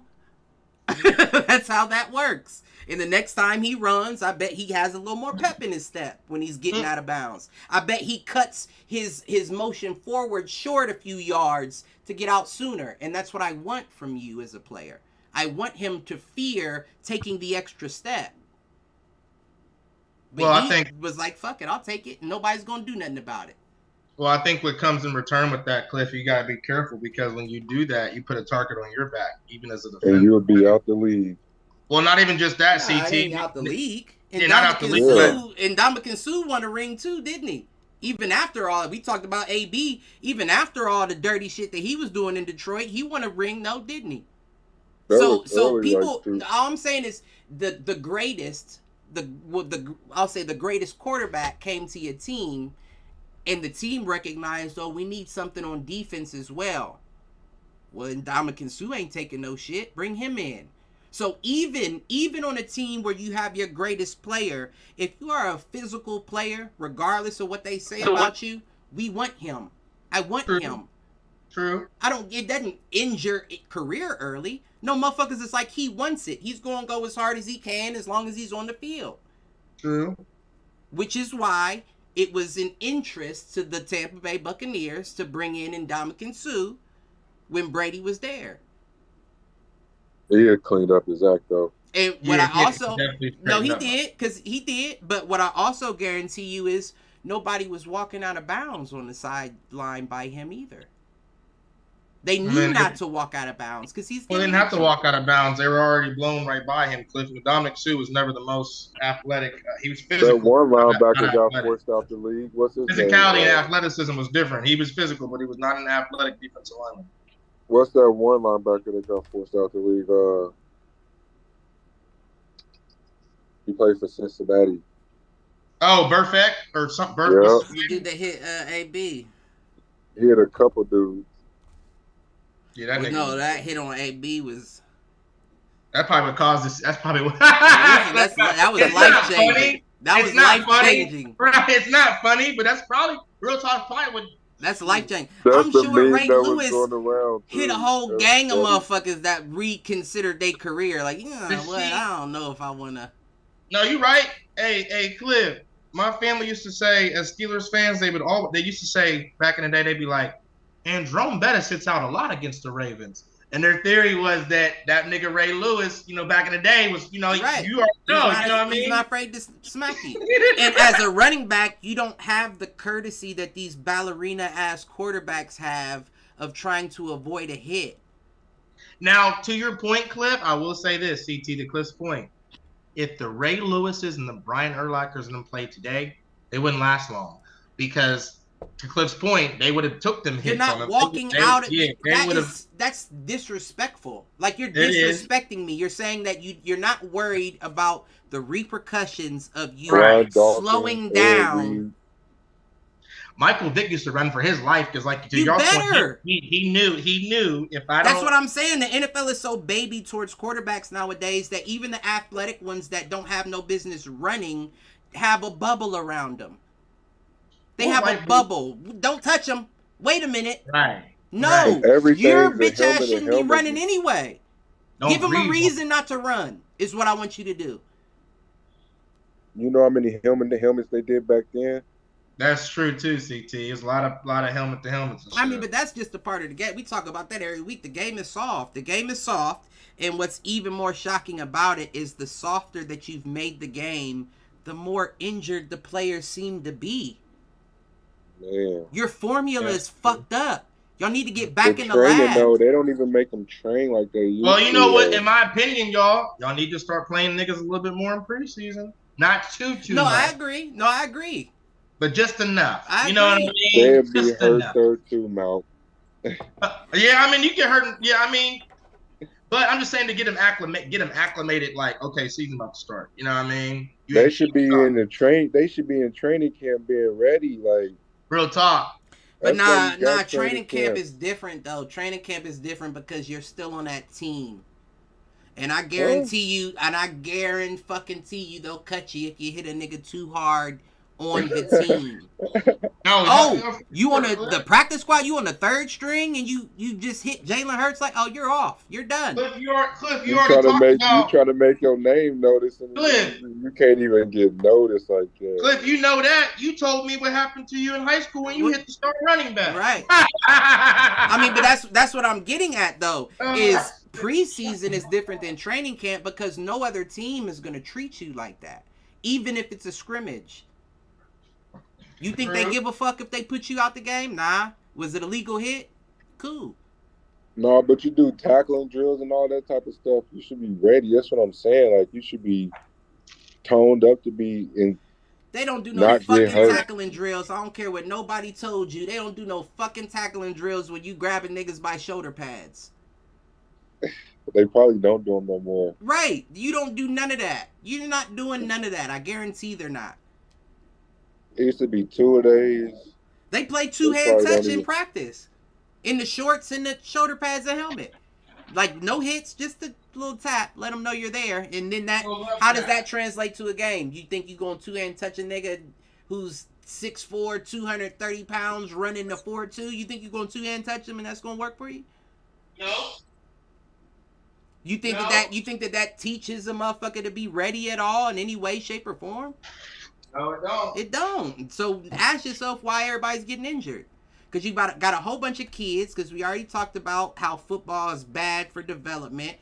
Mm-hmm. Once you get your senior year in high school, the development ends. So if you didn't have good pee-wee coaches or middle school coaches that taught you the fundamentals of the game, then you are going to go into your fucking training camp with the NFL team grabbing somebody by the shoulder pads expecting to bring them down. That's what you'll do. And you'll get injured doing it too. Because isn't Christian Gonzalez the rookie? Yeah. That came out of Oregon, right? Yeah. And you didn't last 4 weeks, my G. Because he was soft? I'm not saying soft. I'm not saying soft. I'm just saying underprepared. I knew he was soft when they drafted him. When I looked at him, he looked soft. I liked him. Yeah, I liked him. I just talk. I know he is, but no, I knew he was going to be special when they drafted him. Like, I didn't really see him play in college, but I was like, something about him just looks like he's going to be special. Listen, I think if you see a Hispanic cornerback, right, he's something. You can guarantee he's something. Well, even like fucking the boy for the Rams, the wide receiver, he's not fucking white or black. Clearly, he's something. Acuna or whatever. Yeah, he's something. I'm like, he's not. Whatever his name is, Acuna, I don't know what his name is. Nakua. Listen. Yeah. But, that's the game. That's the game we play now. All the quarterbacks are in a bubble. They wearing a red shirt regardless of who's the home team, what jersey. You know who got heart? You know who got heart, though? Zach. You know his fucking Zach. Yeah, Zach got fucking heart. So you back on the bandwagon. Well, because I like his grit. Well, remember, we argued last week that I said he will be a starting quarterback. He will be one. I still don't know. If it's going to be like, okay, put it this way. I don't know if he's going to be a starter due to outright winning competition or just like what's happening. Like, okay, someone's injured or starter. I think he's on the hardest team in the history of the NFL to be successful at quarterback. The hardest team? Well, because Aaron Rodgers or something? The hardest. The New York Jets. I just think the New York Jets consistently give every quarterback they get a hard time. Everyone they get has a hard time. No, because Joe Namath did his thing there. You know what I'm saying? No, you mean not Joe Namath. He was Indiana. Oh, Joe something. It's Joe. I know that Joe something. Oh no, it is Joe Namath. Joe Namath. Right, motherfucker. I thought Johnny Unitas that was with. Right, motherfucker. I was waiting for you to. Yeah, you right. You trying to throw me off my shit? No, but Joe. Right. I mean, but okay, Tim Tebow didn't. But even he had a hard time. When Tebow had a hard time too. No, I'm talking about Joe himself. Oh, Joe? Even he had a hard time. Nobody makes it. Nobody rolls out a red carpet for a New York Jets quarterback. I mean, but like I said, Joe was the first one to say, I deserve a red carpet. Let me show you why. But nobody rolls out a red carpet for a New York Jets quarterback, ever. Yeah, you're right. So the way I look at it, and I'm not saying that Zach's there yet, but the way I look at it is if you can strive in New York, you can succeed damn near anywhere else. You know that term that they say in New York, if you can make it here, you can make it anywhere. Yeah, that's more true than they know. I don't think so, Cliff, because Tebow didn't make it after New York. Tebow wasn't going to make it. But he was a backup after that. All right. I think Tebow was a better quarterback than Zach Wilson. For sure. He made the playoffs with the Broncos, Cliff. I don't agree. What? I don't agree. Did he forget about the Broncos playoffs, bro? All the clutch wins he was having. Right, bro. Are you shit right? I don't agree. Tebow was, like we've always said, Tebow was a fullback with an arm. That's fine. So Tebow got a lot of wins off of his feet, even in the NFL. Okay, I'm not disagreeing. So, but okay. That's what I'm saying. So if I'm looking at a quarterback, I say it about Ohio State all the time. I wish they would actually draft a fucking quarterback instead of somebody that they think can run the ball and do both. Just get a real quarterback. If we just looking at quarterback mechanics, everything, I'm taking Zach over Tebow every day of the week. But if you looking at the fact that he's built like Josh Allen and can run the ball as well, that even things out a bit. But as far as a better quarterback, I don't know if I'd say that. Tim Tebow made way better decisions. I tell you what, Zach Wilson will last longer in the league than Tim Tebow did. I doubt it. He won't make it. There's a reason why when Tim Tebow tried to come back, the motherfuckers pulled him to the side and said, "Son, you ever thought about playing tight end?" He played fullback. Let's be honest. The only reason why there's a reason for that. That's what I'm getting at. There is a reason for that. No, Cliff, that's the NFL's mistake. Because, like I said, you took the Broncos to the playoffs. I believe it was his rookie year. Like, yep, they beat the Steelers. Like, you can't tell a nigga who took a team to the play right his rookie year, you don't need to play quarterback. What? It's funny funny that the NFL did. Right, so Cliff, the NFL ruined Tebow. Tebow didn't put it. I'm saying Tebow didn't ruin Tebow. The NFL fucked up Tebow. That's a long shot, G. It ain't no long shot. Like I said, he did what he did. This is a Heisman Trophy winner. Right. Come on now. He's had a list of accolades. Like, right, but those accolades don't equate to being able to play quarterback in the league. Oh, they just don't. It's a lot of quarterbacks. Troy Smith was a Heisman Trophy winner that didn't get to play in the league too long. But how did he take the Broncos to the playoffs if he wasn't playing quarterback correctly? Because it's a lot of things. It's the same way that we talked about. Like it's a lot of plug and play situations. And I'm not saying that the Broncos that year was a plug and play team where Tim Tebow could come in and just do that. But I'm saying it's not the same as coming in to a team that doesn't have much. You got to think they had to wait a year after Zach got there to get Garrett Wilson. And only after getting Garrett Wilson, they didn't get anybody else until they thought they was going to get Aaron Rodgers. It's not a team where they roll the red carpet out. And when I say roll the red carpet out, I mean putting my quarterback in position to win.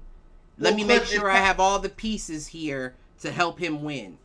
Well, Cliff, it's not just the Jets. It's just a New York thing. I think they only got rid of Tim. No, I agree with that as well. Besides the Yankees. I said if you can make it here, you can make it anywhere. I was talking about New York as a whole. That's the term. And I think that they bring that into their football organizationally. You know what I'm saying? Like, we expect you to make it. Well, Mike White didn't do shit. Well, he's in New York, right? Mike White's in Miami. He was in New York. He ain't. I mean, I know they got two. I'm just saying, like, I don't know. Like, these niggas become backups after they leave New York. Like, that's what I'm saying. That's what I'm getting at. Because you're not rolling the red carpet out, you don't get to see the player for what he actually is. Now, I said, if you can strive in New York, chances are you can succeed elsewhere. Now, that's the part I'm talking about. I just haven't seen that happen yet. And that's what I'm saying. With any quarterback that comes into New York, you're not going to see them come in with the red carpet rolled out. No, not unless you're Caleb Williams or one of them guys next year. And they won't be going for him. You don't think? Not at all. They won't be going for him. They've already wasted all of their picks at quarterback. All of their early picks. They're starting to be a team, even though this isn't their best year, but they're starting to be a team that can contend. Yeah. So you're not going to have opportunities at Caleb's. You know who gets those? The Bears, the Broncos. Yeah, they got the back-to-back picks this year, boy. Them Bears, they're about to be nasty next year. So it's not going to be a situation. They're just now going for it. And that's why every New York fan was excited, because they never got to see their team go for it in the past. I mean, they made the play. It's not acting like they haven't made the play. Like I said, I mean, I had to watch Broncos games a couple times as a kid growing up, since, you know. But they always make it with the tools that they have in the toolbox. You know what I'm saying? The tools I already have in my toolbox. But it's not like you're bringing me a brand new drill and you know what I'm saying? Like, you're not setting me up. I'm doing it with what you've provided. All right. That's why everybody's so shocked when they make it. Didn't expect to see the Jets there, because the Jets don't give a fuck about the Jets. They don't. The organization, that is, not the people who root. So yeah, I mean, I think this was the perfect example of Zach in a bright light situation. I mean, you're playing a top team. If you can get this win in front of motherfuckers, they're gonna be starting to talk just like Malk is now. But if you listen back to last week, they wasn't saying that shit. I still, going back to last week, he's not gonna be like that. I just thought those. Yeah, I think he'll have highlights. Moments. Yeah, so flashes of what he can be, but I don't think he'll have gonna get out of there. He gonna get out of there just like Sam Darnold, and I bet he does better than Sam at the new situation. I don't think so. Sam got beat out. Yeah, they giving him a lot of good weapons too right now too, so I don't know what he's gonna be better working with. It's gonna be another Brock Purdy situation. But see, it doesn't. That's what I'm getting at. It doesn't have to be weapons that get you the dub. Just because they have weapons, if you have to, like Malk says, bad coaching, bad play calling, you can't do much with them. Well, hold on. They don't have bad coaching. Robert Saleh is a pretty solid coach. I'm saying in general, bad play calling, definitely, because they even said it during the game last week when they played the Chiefs. Zach Wilson is changing the play at the line of scrimmage, and unusually a lot. I don't think it's bad play calling, because Aaron Rodgers shook his head a couple times that they showed in the game at Zach Wilson's decision-making and plays that Aaron Rodgers would have definitely made. He's playing the Chiefs. He's going to do that. He's going to do that. But the fact of the matter is what he did do is he had enough wherewithal to say, you know what? This play ain't going to work this time. I'll take it into my own hands. Well, the only tough player on the Chiefs defense, really, Cliff, is Chris Jones. The Chiefs defense ain't built like what you think it's built like. But that's what I'm saying. It doesn't matter who's at what position. If I see a formation that's bad for this play call, I don't care if they have all backups in here. I'm not running it. So the fact that he had enough maturity in that situation and say, audible, let's change it up, I see something. That's why that relates to the stats that he put up. But them stats ain't equating wins, though, bro. They're not equating wins. So that's what I'm saying. You're not gonna get them. Nobody's saying that the Jets have a winning season with Zach. Nobody's saying that. This isn't This isn't Aaron Rodgers. This is Aaron Rodgers' backup. He was supposed to learn this season from an actual quarterback instead of being thrown in there. But now what happened was his training was cut short. No, it wasn't. He had a whole off season. What you mean? 2 a day? No. Aaron Rodgers signed a 2-year deal. He didn't expect to sit any at all in that 2 years. So but Zach, a quarterback can get hurt anytime. Correct. Sure. So you always have to be ready. But the idea was, let's groom Zach with Aaron Rodgers being able to produce for these 2 years. He didn't make it a quarter. He didn't make it a half a quarter. He didn't make it 5 minutes of the first quarter, which means what you did was you cut his training and you threw him right back into the same situation he was the year prior, just with a few new faces. That's what happened. So you can't all of a sudden expect for this man to come out and be the Aaron Rodgers because he wasn't that before. That was he wasn't that before. But like I said, when you're sitting in the quarterback, the QB coach room watching film, but it's different than seeing. Right, but he was seeing. That's what I'm saying. You watch Hard Knocks. We talked about it. You don't remember them in the quarterback? All I'm saying is this. Look at Jordan Love. Is he impressive? Jordan Love is that you've been right, but he had the opportunity to sit for 6 years behind Aaron Rodgers, 5 years, I believe. Behind Aaron Rodgers, he got to watch, he got to see everything that went on. That was the motto, that was the idea, that was the framework behind bringing Aaron and keeping Zach. But because Aaron went out, he then got forced back into the spot he was just in last year. Right, Jordan never was. Jordan got to sit and watch. But Jordan and Zach are two different players, Cliff. And if that's the case, Jordan's doing more with less. You don't have. Imagine if Jordan Love had the weapons that are on the Jets offense, bro. Right. But here's the thing: if you were to reverse them like that, you would also have to reverse it in a way that Jordan Love doesn't get to sit behind Aaron Rodgers and I still think he would have been better off than Zach. He still would have been better. Cliff, some guys are just better. That's the thing. I see what you're saying. You think that with time and film and all that you could be just. Doesn't always work. It ain't even about film. It shouldn't take 5 years. Right, it don't always work that way. You know what I'm saying? Listen, it has to, because motherfuckers was screaming motherfuckers was screaming last year when Jordan came in for the one fucking game. And he had already been behind Brady for 4. So you still think this nigga's not ready? Or I said Brady, Rodgers, you still think he's not ready after 4 years? So all I'm saying is, why couldn't my nigga get 1? But he didn't. He didn't even get a game. We just talked about how preseason and practice or training camp are completely different because people are coming for your neck when the season starts. You know why I don't have no sympathy for Zach Wilson? It's not his fault, Cliff, and it's just the nature of the beast. Again, when you got guys like Anthony Richardson, C.J. Stroud coming in on weak-ass teams allegedly, balling out, I don't have sympathy for you, bruh. None. Completely understood. Off the rip. Completely understood. But what you're not bringing into account is that Peyton came from Indy. So they at least had a piece. They had an idea of knowing what the team looks like. Adam Luck was here in Indy. We've had Andrew, I do that every time. But we've had multiple successful quarterbacks that have come through here. So we have an idea from seeing that situation of what we think our quarterback needs. What I'm saying is New York has never had that, ever had that.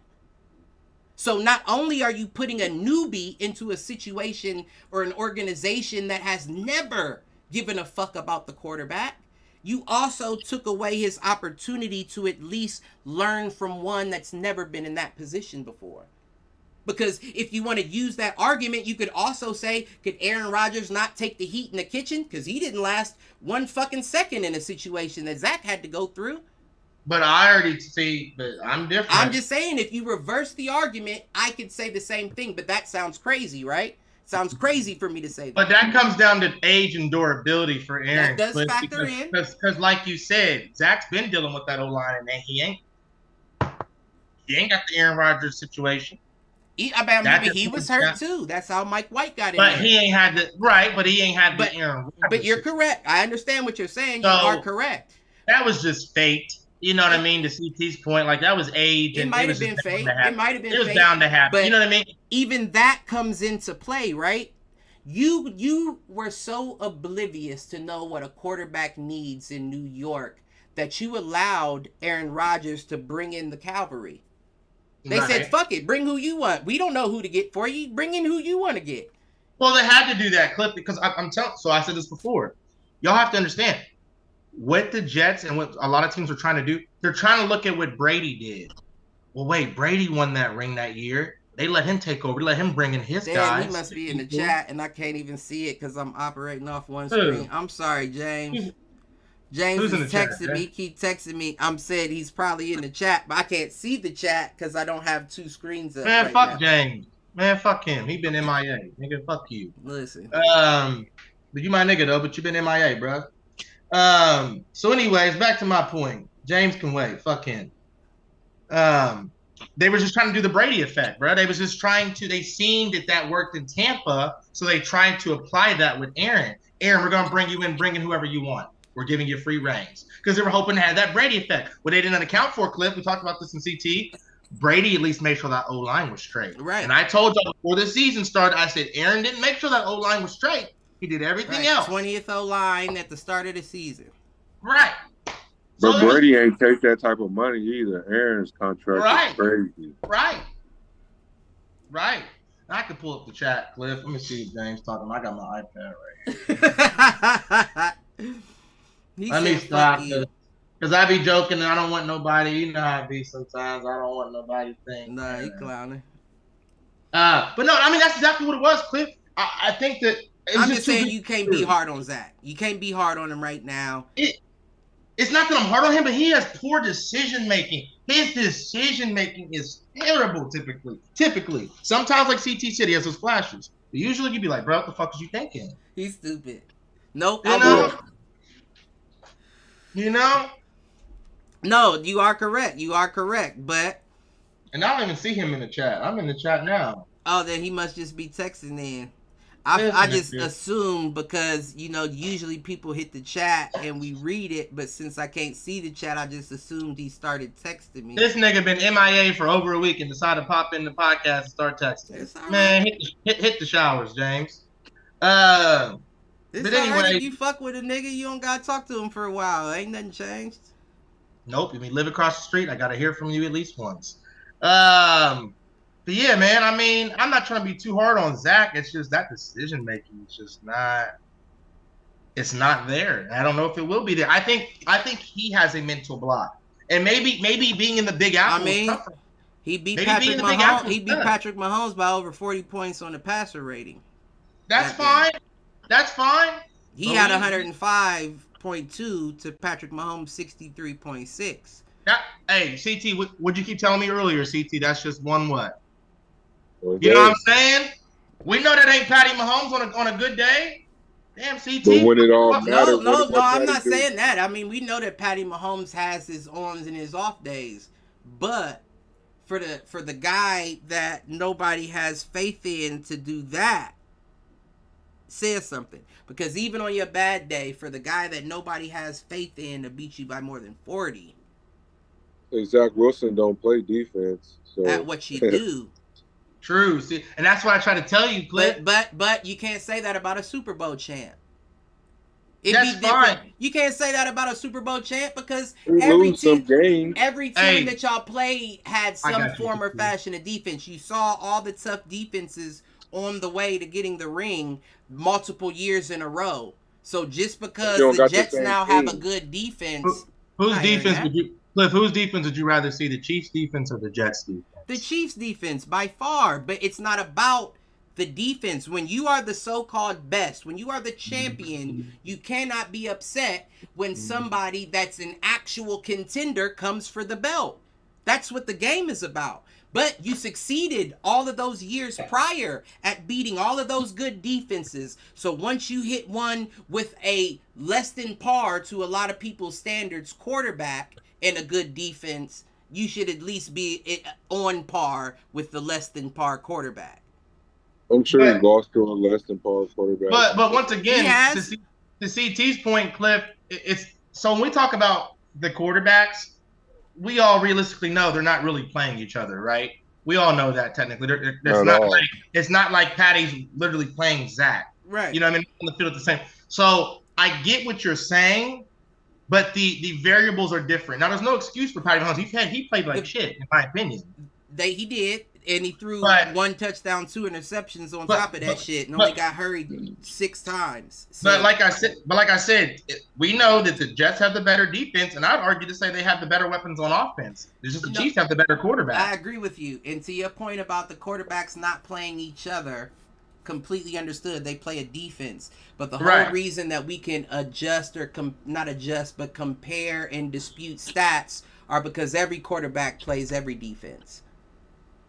For the most part. Right. Some teams may have an easier schedule than others, but every team ends up seeing the other team. So I can compare your stats to his stats. And I can be nice and say, well, they have played the tougher opponents. So I'm not going to say he's that much better. But I can make an intelligent comparison based on stats because most of these players share opponents in common. But the variables change each week, Cliff. Like we talked about earlier about injuries. So-and-so might be playing this week against this quarterback. Next week, so-and-so might be out. That other quarterback torched him.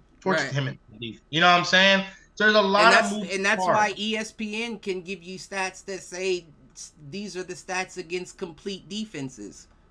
I don't have that production value to be able to do all that. But all I can do is call a spade a spade. Everybody's going to get injured. Every team. It's not going to be one team in the NFL that's going to go through the season without missing one player. That's a part of the game as well. Durability, longevity is an asset of the game as well. So just because a team may be missing something, that player still got them yards. Right. That player still got those stats. They go on his stat sheet. At the end of the season, they will count that game's information towards their numbers.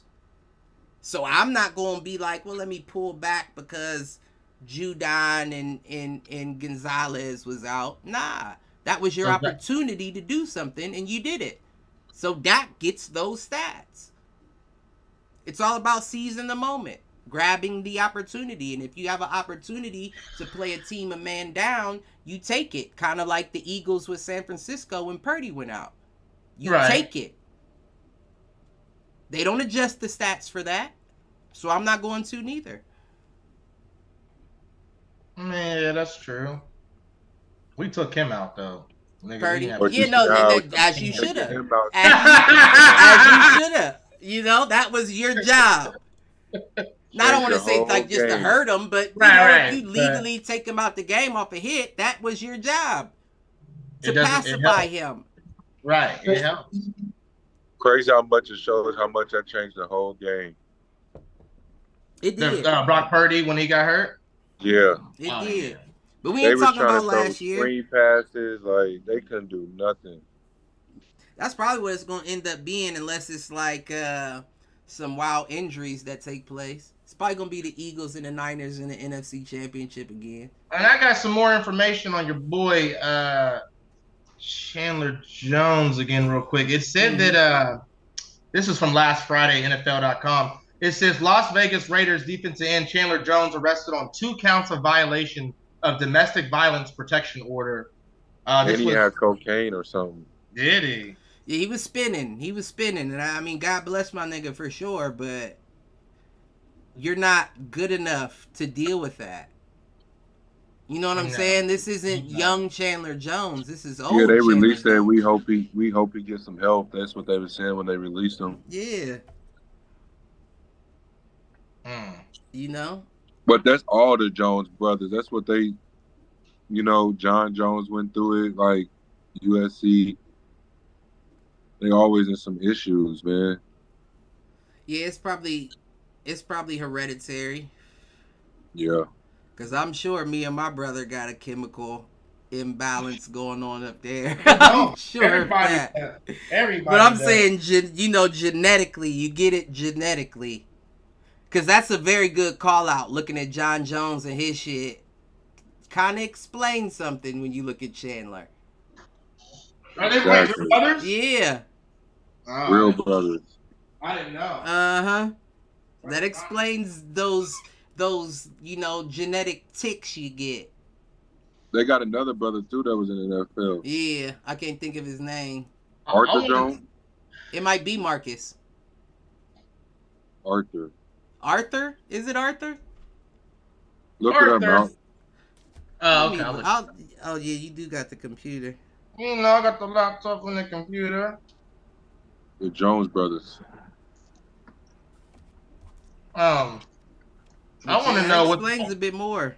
What's going on with my guy Chase Claypool and the Bears? Why they doing my nigga dirty like that? They about to get rid of him, I think. Already? Yeah, bro. Look, he's healthy, and they've been sitting him. They've been talking about it. There's something going on. It just ain't came out yet. But let me see. It's Arthur Jones. It is Arthur. Yeah. That's crazy. I got that right. Yeah, Arthur. No. But yeah, I guess the Bears. Who did he play for? Oh, I didn't. Did he play in the NFL? Mm-hmm. He was a D lineman, I think. He is kind of chubby, so I can see it.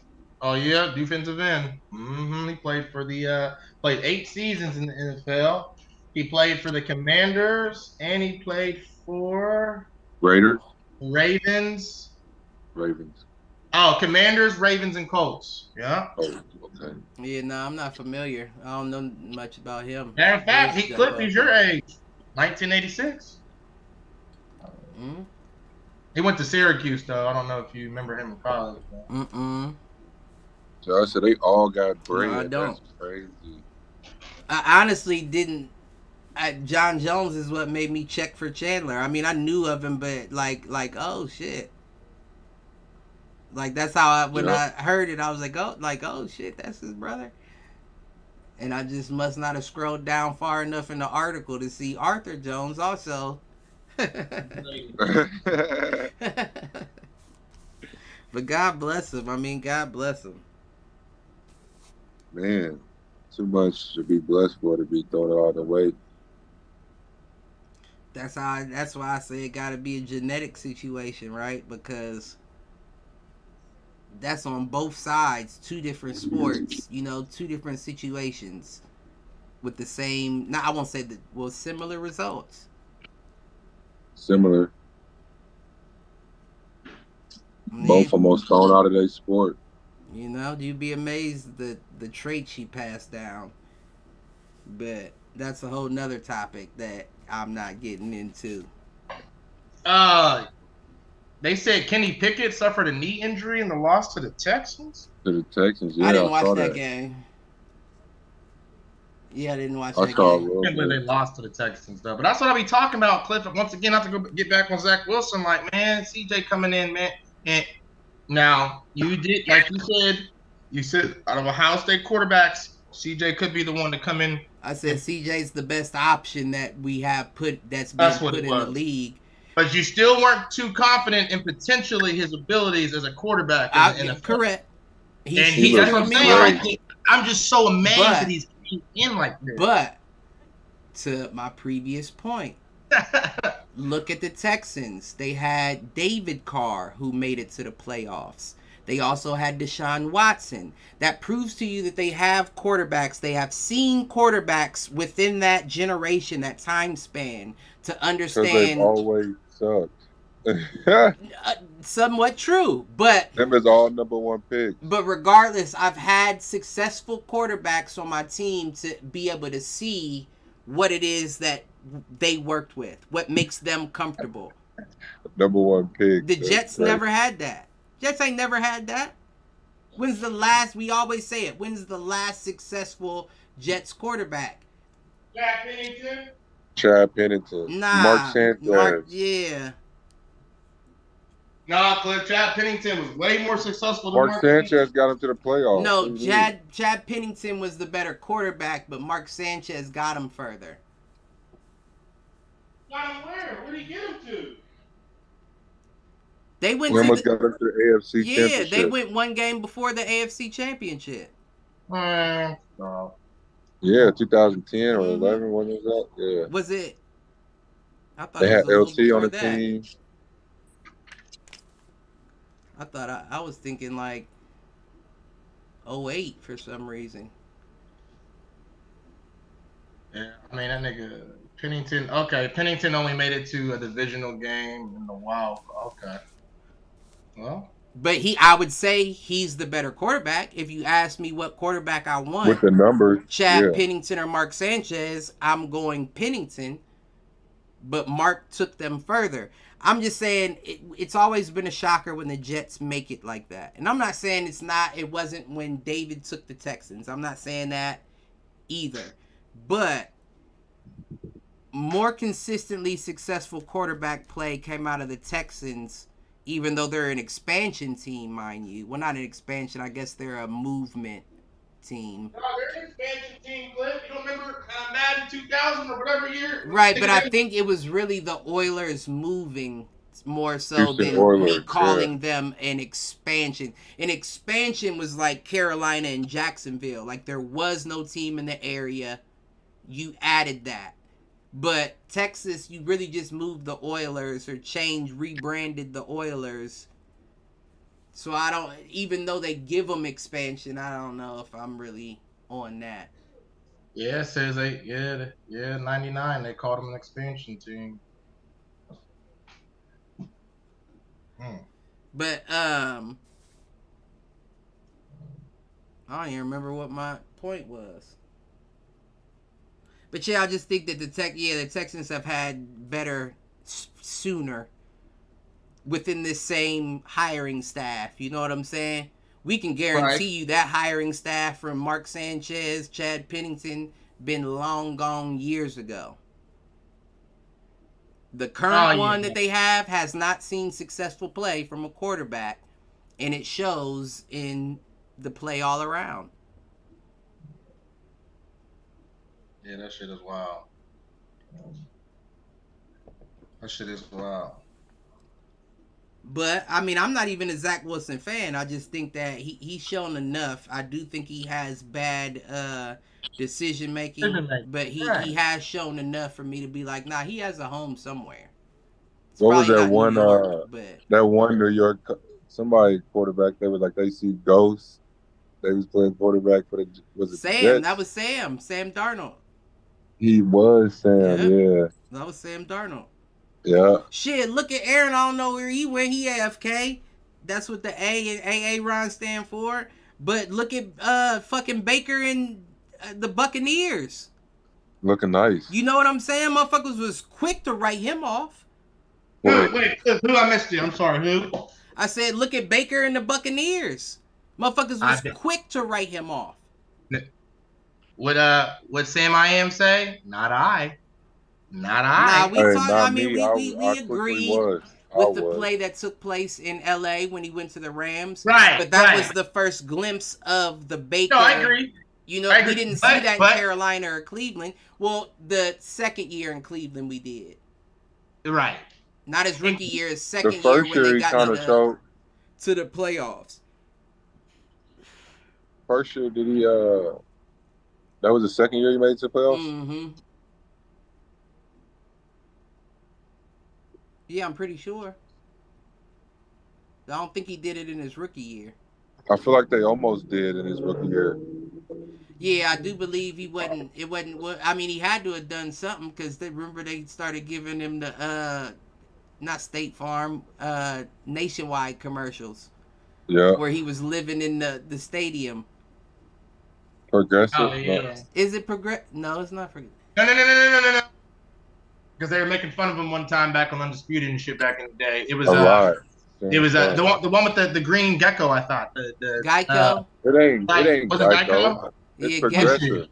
It might be progressive. Let me see. It could be progressive. I just thought that was in Cleveland. It was progressive. So, yeah, I'm looking at the one at the stadium, but it don't say the company. Oh, Progressive. I see it. Yeah, Progressive. CT got it. Okay. Hey, CT, speaking of your punk-ass Pats, Judon's only supposed to be out 2 months, not the season, just 2 months. Well, I mean, not just 2 months, because, like, the season started.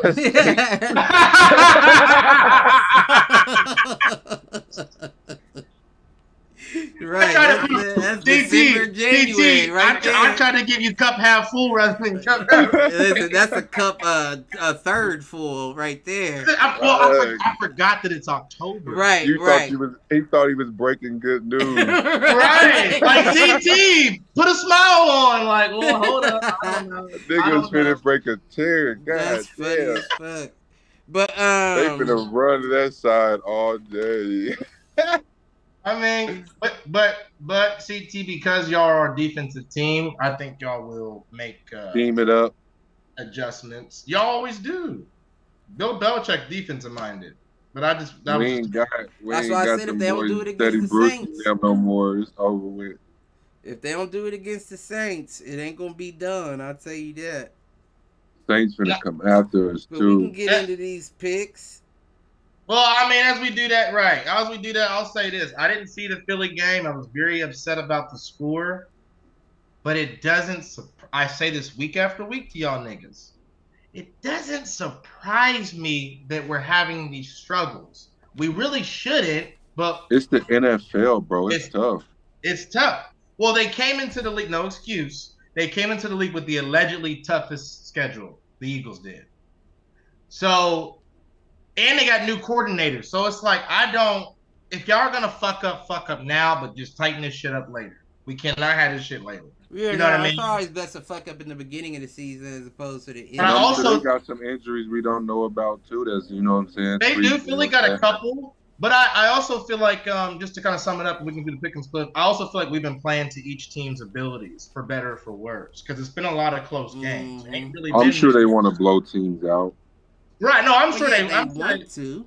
Every team wants to. You think my Raiders haven't wanted to for years? Right. They wanted to blow them Chargers out, but, yeah.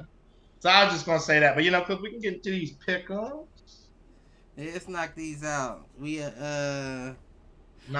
I did want to, before we do the pick'ems, I did want to... Who won last week? It was a tie between you, Malk, and Q. I couldn't win one. Yep, you, Malk, and Q, so I'm still in the lead. Well, I guess me and Q are tied. I'm blaming the bad luck on the fact that I never got the belt. And how did it Cliff, how many times have I seen you the past month or so? Twice. Right. No, flag football's typically. Yeah, and we wasn't there last week, and you missed another week. Right. Because that one week was the week I was supposed to bring it, and I didn't bring it. No, that was before that. Or when Jeezy the Snowman popped up. I ain't get it then. Listen, you don't know nothing about a fucking quarter. Yeah. Never mind. Right. Don't get us incriminated. Listen, you ain't got no lifetime supply of baking soda and clientele. How did it go at the time? Let me pull it out.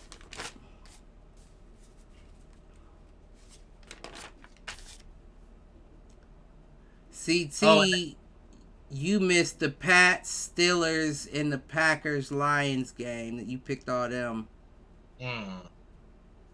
Malk missed the Browns, Dolphins, and the Pats. Wait, I had the Pats beaten. Who'd the Pats play? The Cowboys. Uh-huh. Oh, because the Cowboys, I still don't believe in them. That's why. Yeah, that's why I picked the Pats too.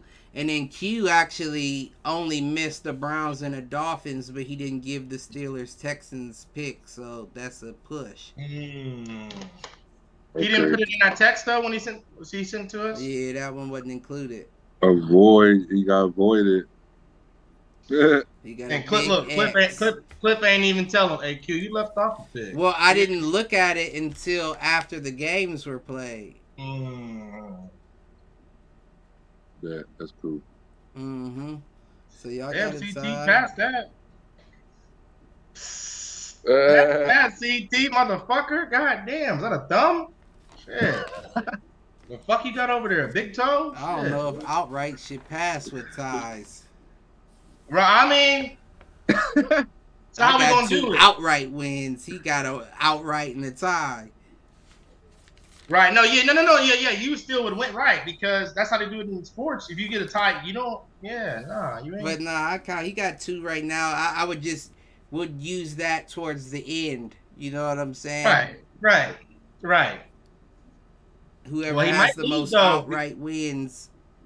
You better get his picks in, hopefully for this one too, because shit, my nigga been. You hear me? I'm trying to get one. He ain't got to. Oh yeah, but Ravens-Browns. The Ravens 28-3 loss on the Browns. The only thing I really want to say about it is I saw articles that Deshaun Watson is taking heat because he sat out that game even though he was medically cleared to play. He sat out? Yeah. Yeah, that one dude played. Dorian Thompson Robinson.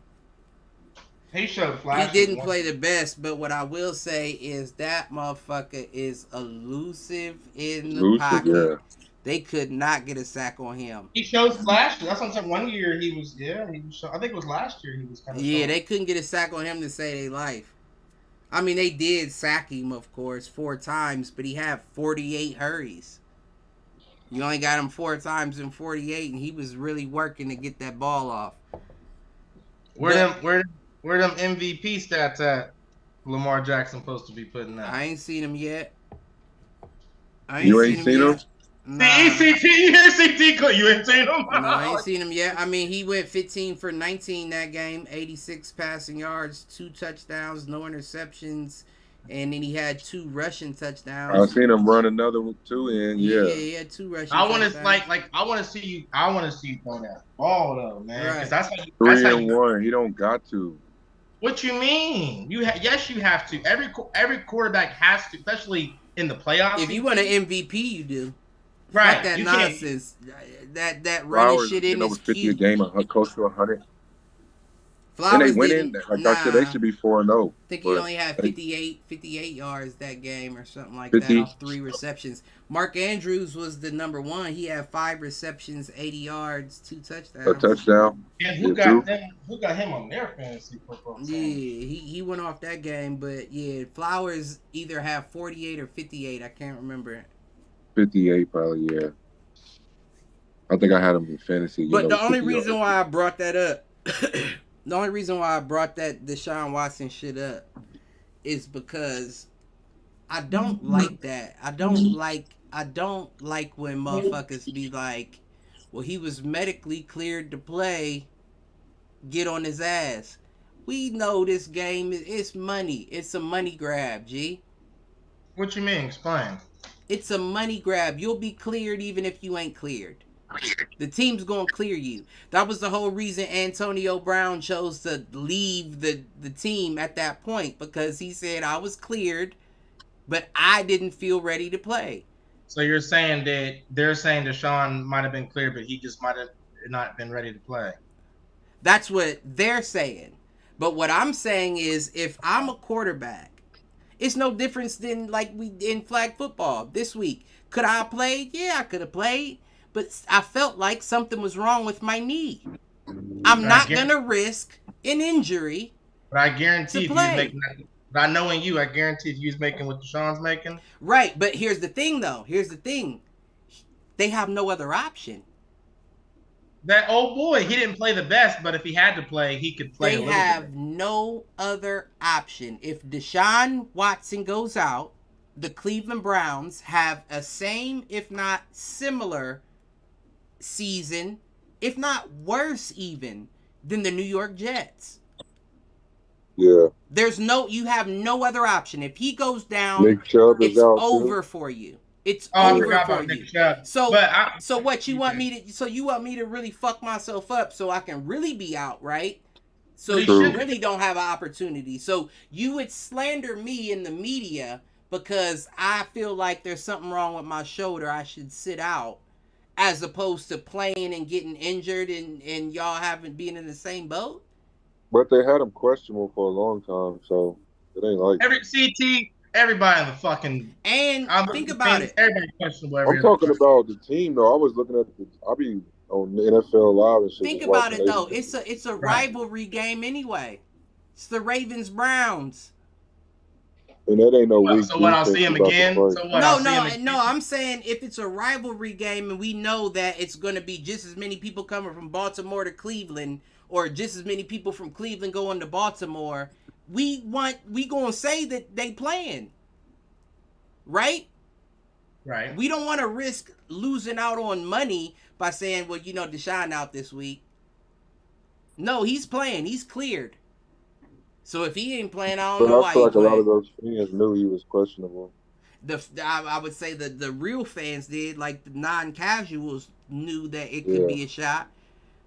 But the real fans are going to listen to the people that report, and he's cleared. So this should be a good game to go to, little Johnny.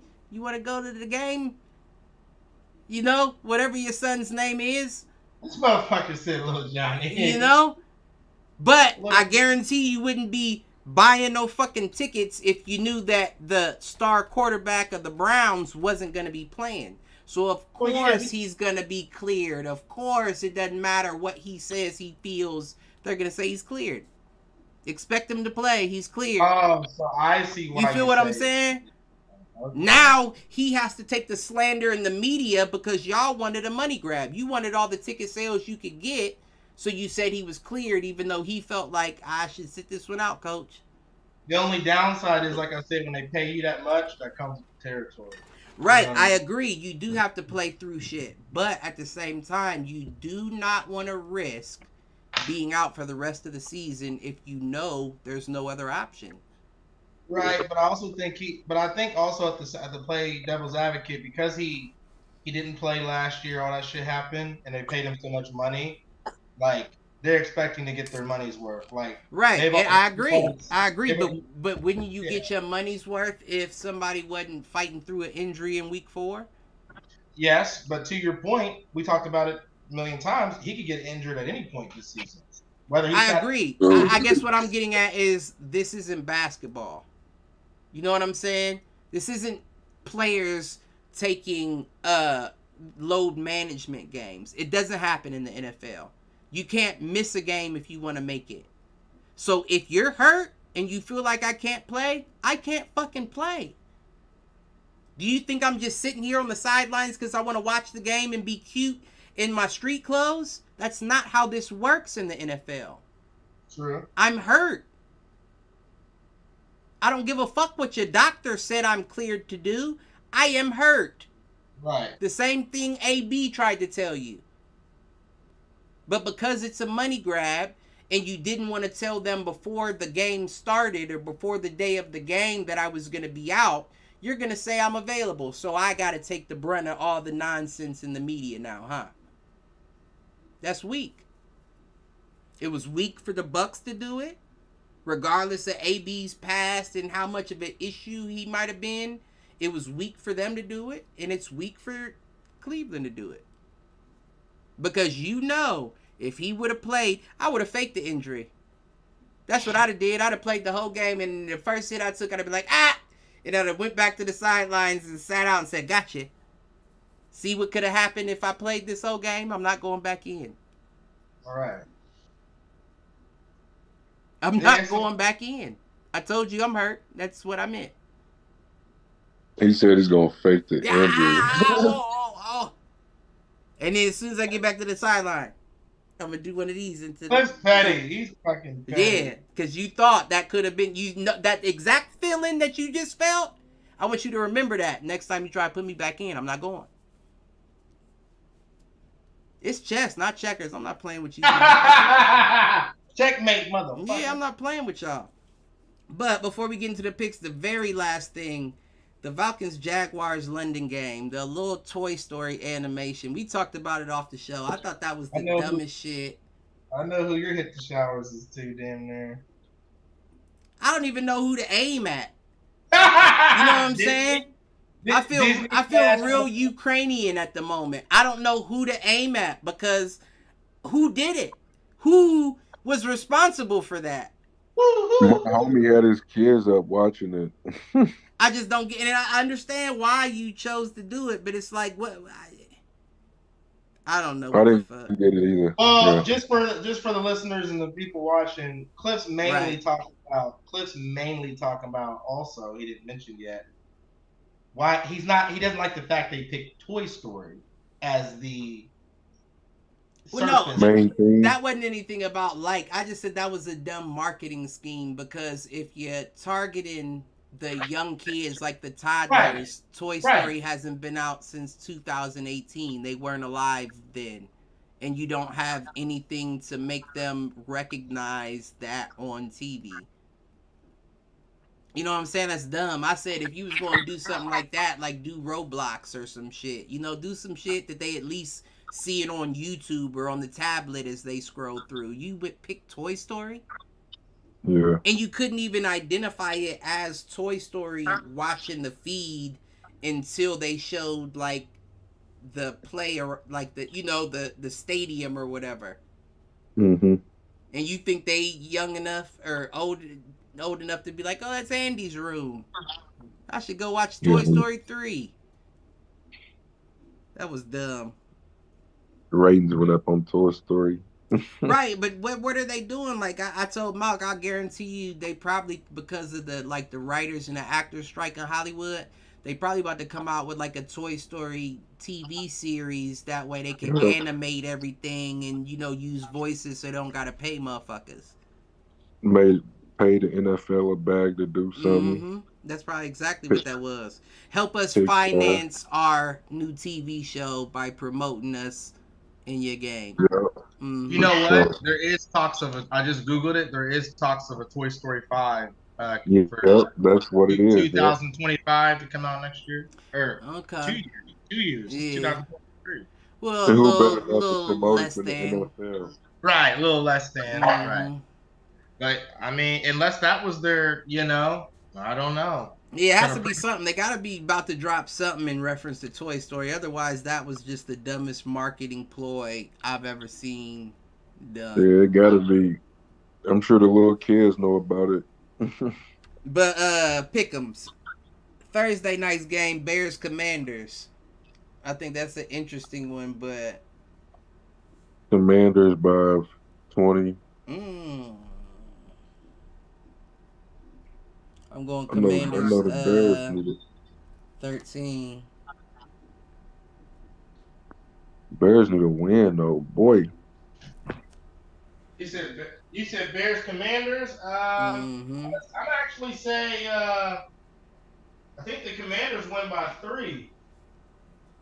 Okay. Yeah, I can see that. They came off a tough game against Philly. I think they got something to prove. Definitely. Short week. Something's wrong in Chicago. I told y'all that. They got something's wrong with Chicago. I don't know what exactly that is. Yeah. This one's another one that might be Jags Bills. Oh, Bills by shit. At least 14. It's in London too at 6 in the morning. Listen, these are gonna be everybody's picking the same thing, so you better hit the spread if you want to pull out on top right now. Right. You hear what I'm saying? Yeah. I'm gonna go Jags 6. Jags 6, okay. He said Miami couldn't do it, but Jacksonville can. They stayed in London the whole week to play again, so it may be jet lag. Right. How long is that flight? I don't know, like 12 hours? Too long. That's why I said the Jags stayed over there for a week because they played over there last week against Atlanta, so they stayed and playing over there again against Buffalo. Let me see.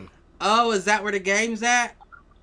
Yep, London. Oh, I did not know that. That makes. Yep. That makes sense. That's an educated prediction right there. I didn't know that. But at the same time, 9 hours and 30 minutes. Hell nah. They over there early too, so. That's a long ass time to be on a plane, bro. It's a team plane. But some motherfuckers don't want to be around that long. But team planes are completely different than Southwest Airlines. They got bars, rooms, all kinds of shit 2K, man. Yeah. In that plane. Yeah, they got movies. Yeah, they impressive. But the question is, do I think the Bills... Because I do think the Jags are a formidable opponent, don't get me wrong, but do the Bills take that much of a deficit from the travel over there to the point that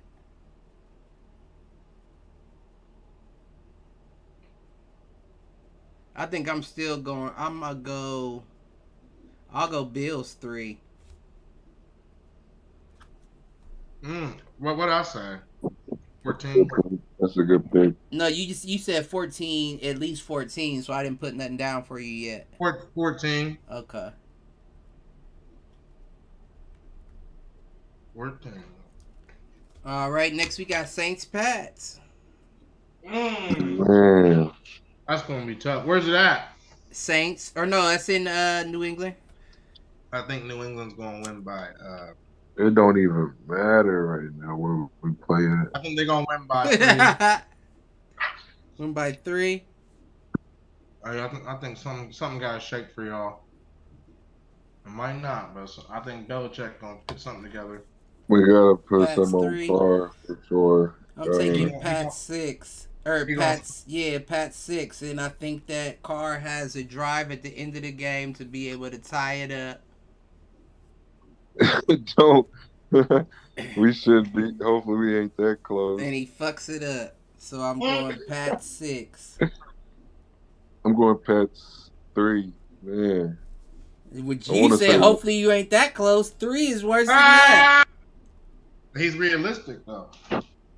1.5. Shit, he said 1.5. I might be on the sports books. We get it off of a safety that the referee questioned, so they. There has been a couple of them lately too. Y'all notice that? There's some safety and shit. Like, whoa. I think the Jets had one against the Chiefs. Yep, yeah. He stepped on the line, didn't he? Yep. Yeah. No, not the Chiefs. Was it the? There was one in that game. Damn, well they had 2 in a row then. They had 2 in a row because they had that one against the Pats. Yeah. Where Zach got laid down in the end zone. Wait, you said Zach? Yeah. Oh, you just mean in general? They had 2 safeties in a row. I thought you meant 2. Okay, I thought you meant with the. Okay. Oh, you said the Jets? Right. They did it with. Okay. With the Patriots in their last game, they got a safety. That's what I was saying. So if they got another one with the Chiefs, that's 2 in a row. That's not right. I don't know, but anyways, I can't find it now. Maybe I'm wrong. I act like it ain't finding that shit now. I remember the score. I thought it was. Oh no, they did. Jawan. Okay, so what the offensive lineman Jawan Taylor for the Chiefs got a face mask. Oh, I did see that. I guess it was I didn't see it, but I just remember hearing face mask in the end zone, so they called it a safety. I did see that. I did see that. That's weak as fuck, but damn. I did see that. Ravens Steelers. I think this is gonna be interesting. Ravens, shit. Interesting. Hell no. The Steelers, man, I've been playing like shit. I think it's gonna be an interesting game. I got Ravens 21. Hell no, I don't think it's gonna be that. I think Ravens win MVP. I think Ravens win by 10. I think it depends on what. Because they know each other. They know each other. They're rivals. Steelers defense is tough. You know they're gonna bring the fight. Not nowadays. Shit, Cliff. We always talk about them rival games is different. I'm not doing it. I'm going CT. I'm going. I'm not about to give a. We ain't all about to match up. I'm giving Steelers 3. You think the Steelers win? What? Steelers 3. You believing in Kenny Pickett? He been fucking up. Yep, Steelers 3. Okay. After Houston just embarrassed them like that? I mean, Steelers 3. You think they gonna just play good against Lamar? They do got. I mean, their defense gonna step it up against Lamar. I'll tell you right now, I guarantee. And like we said, Lamar hit his top wide receiver. Hey, Lamar 2 rushing touchdowns. Lamar hit his top wide receiver, Mark Andrews, 5 out of 5 times for a reason. There's a reason why he ran them 2 touchdowns in. I don't think you do that with a spy on you like Minkah Fitzpatrick. And T.J. Watt and Cameron Hayward and them. That's on that defense is Cameron Hayward ain't playing. Yeah, he is hurt. I think he's coming back. He's still out? Yeah. But even without him. Right. Even without him, that's a problem. With him, that's even more. Yeah, I'm going Steelers 3 on that. 4 touchdowns total, 2 passing, 2 running. You think he's gonna run like that on the Steelers defense though? I'm just saying. Yeah, I'm going Steelers 3 just for the simple fact that we definitely gonna all pick the same thing for the next 2 picks. And then hopefully so you want to go against the grain. Hopefully the 2 at the just because I'm not sold on the Ravens. I am. I mean, I'm not sold on them, but I think that they do come out on top because the Steelers' offense is just struggling. I think Steelers take breaths. You know what I'm saying? Like, I think they'll take rounds off, and by rounds I mean games where it's like we was using that game to get back right, but next game we coming out swinging. This ain't the game. This definitely could be the game. It could be. It's possible. Next game, Giants Dolphins. Oh shit! Dolphins by 17. Oh, I thought you was about to say 77. They are going to run it up though. That's a great team to run it up against. I'll tell you right now, that defense is not it. Their defense is good. Hell no. You see, their offense is just trash, giving up interceptions, giving up easy fields. Like, that's easy. That defense is not good. Let me see. I'm going Dolphins. The question is how much. Right. They finna run it up. Tyreek Hill and them, Jalen. CT, they're ranked. I'm seeing something that says they're ranked about 27th right now in defensive ranking. Like I said, if you watch the games, their defense be nice keeping them in the game. But then when your quarterback turn the ball over at the short field, like it can't get easier than that. Right. I mean, they put up 3. They said that the Giants put up 3 points at home this season. But I also question 3 points. Crazy. I had to take a chance for that to register. I wasn't really. That's not even a touchdown. Come on, like they haven't scored a touchdown at home. Right. That's crazy. So what is it then? Dolphins 45? You gonna pick 42? Is it at the Giants' crib? Nah, it's in Miami. Either way, yeah, 21 Dolphins.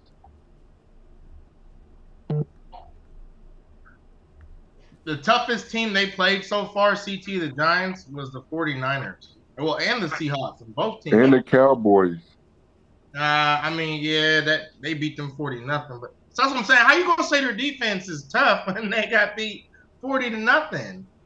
But I'm telling you, if you watch it, it's like if they get stops, if it's close to like 14-zip going in the half and stuff, and you can't score, like they offense ain't putting up no points, bro. Like. Yeah, well, I get that, clearly.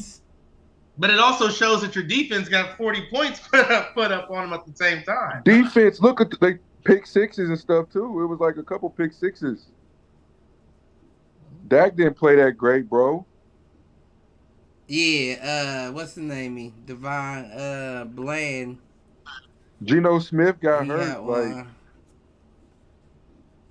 Well, no, he had 2 interceptions. He only had 1 pick six. They had the 1 pick six and the 1 fumble recovery for a touchdown. Who did? Dallas. Okay. They play the Raiders November 5th. Okay. Who? Giants. Y'all play the Giants November 5th. I need y'all to get that win for your boy. I hope. Shit. Depending on who we got playing. Eagles Rams. I think Eagles win by 7. I don't think it's going to be a close. They've been having too many close games lately. I swear. That shit is just. Price is right, and I'm gonna go Eagles 8. Okay. Ooh, I might go. You better not say Rams nothing.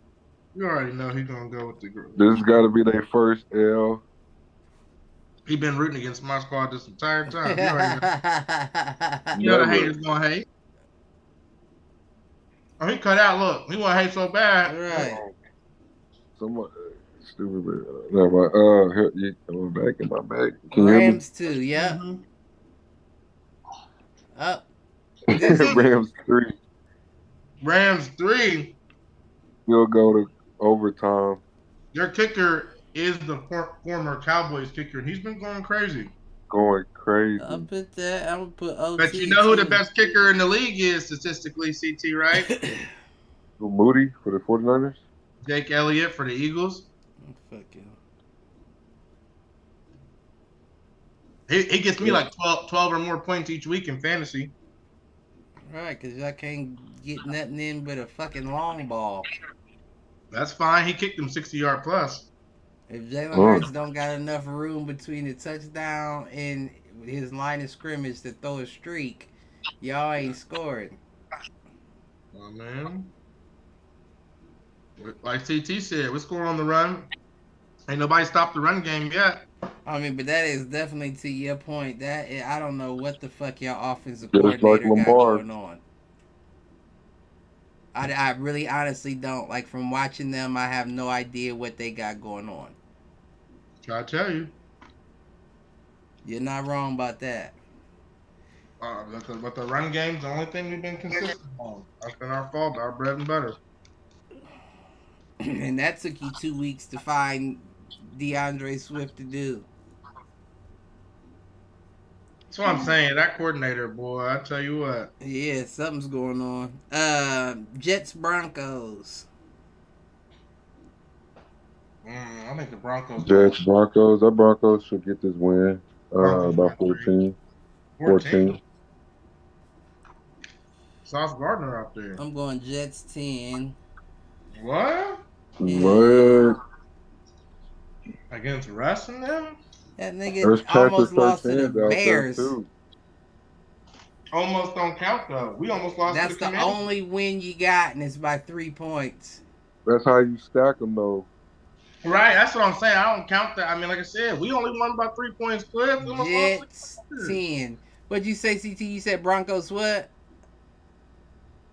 Who, me? Yeah. Broncos 14. 14. He said who, me? He CT. But I thought he said this who. I ain't even my dog get the growling. That's because you don't like that bucket you got on your head. I look like a horse. He said, who the fuck is this pumpkin in the motherfucking Nah, they be fucking growling when it's time to eat. If I didn't like your pick, CT, shit. Listen, motherfucker got some sense. Who you going with, Mark? And we got went for that Bronco orange. Oh, I said Broncos 3. Oh, Broncos 3. I knew I heard it somewhere. And then he just Packers Raiders. Oh, Packers finna fuck y'all up.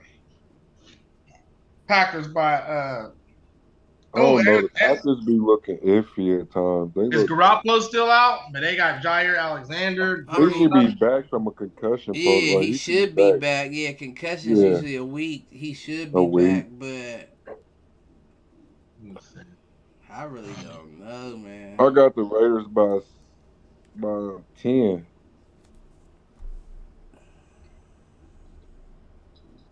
Because the Packers I be watching their games sometimes. They just look iffy. I'm concerned at if Garoppolo is there. I'm going to assume Garoppolo is there. I'm about to look and see if he's supposed to play. And I think if Garoppolo is there, I mean... So, Jimmy Garoppolo. Go ahead, Cliff. It's still... Yeah, I think I'm going to go Packers. I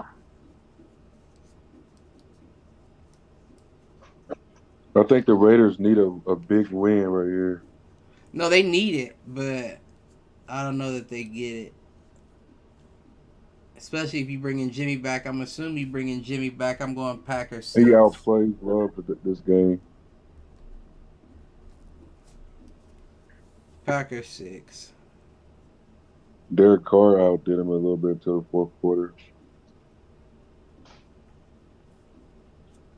I just don't like the way they're playing. I don't like the way they moving the ball. I don't like too much. I think Devontae have a big game. So, what's this today? Wednesday?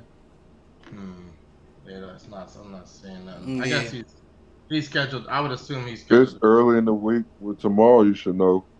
Right. But yeah, I'm gonna go Packers by 7. Packers 7. Okay. Yeah, like you said, I don't know how that's looking for. I just don't know how that's. I should definitely win next week for sure. Yeah, that's funny. Who he got hitting them? Damn, I feel like I had to hit him and. I did. I have one loaded up, and I don't know who to give it to. Benny Jones and the Giants. Fire everybody.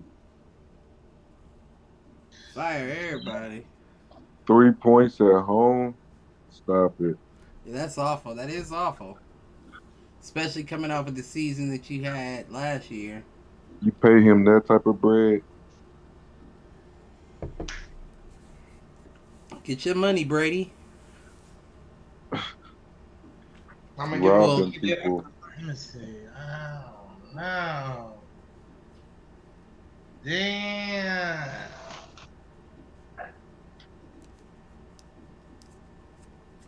I gotta think. All right, so.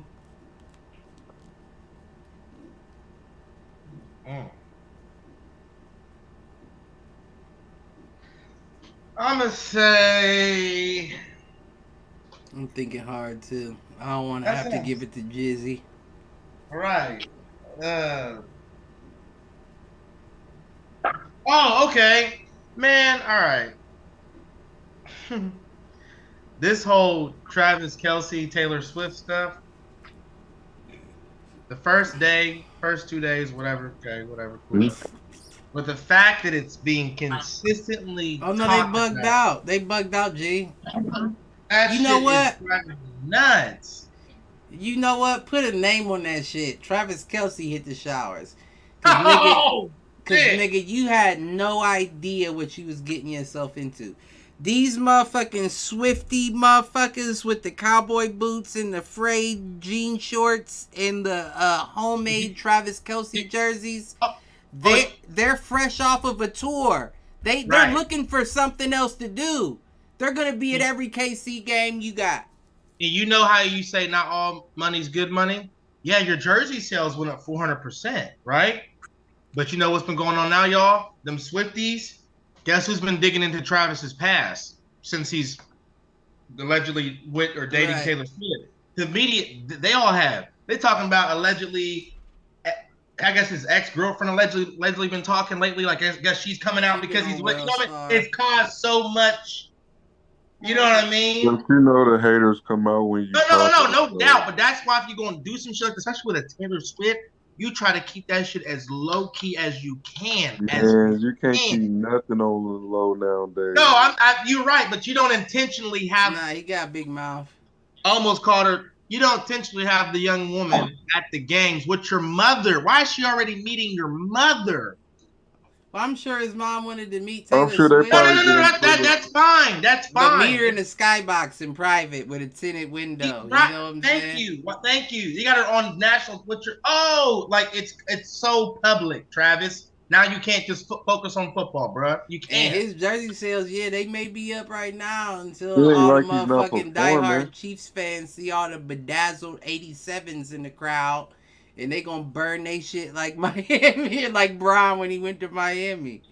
And if something happened between them two, yeah. Hey, his stock is up already. Yeah, I ain't mad at him though. I mean, I ain't mad at him. It's just the way you went about it. Not all publicity is good publicity. But get it how you live. You only live once. You might as well, And then they ripping on my man. They said he looked like a police officer with just a mustache. They said he went from the beard with the black because his ex is black, like he said. Went to like the to the. Brian said I can't get an invite to y'all show. He tried to. He said I guess y'all the real kings of Northeast Ohio.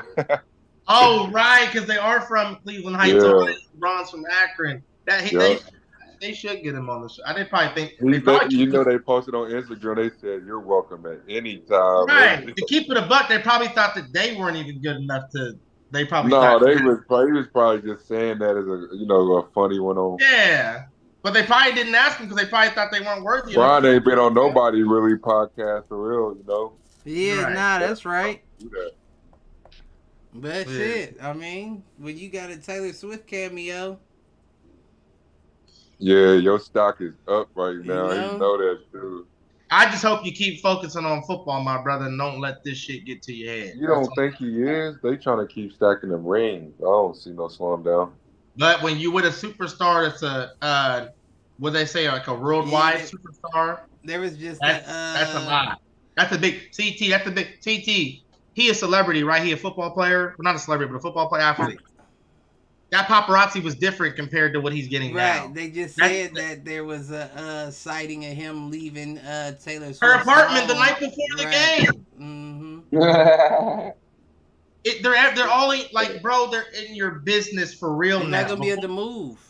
You're not gonna be able to move. Yeah. And don't you dare get caught fucking slipping on any type of shit. But let's keep it a buck. Andy Reid welcomed Patrick Mahomes to do that QB1 shit for Netflix, so I doubt that he minds a little different. Publicity.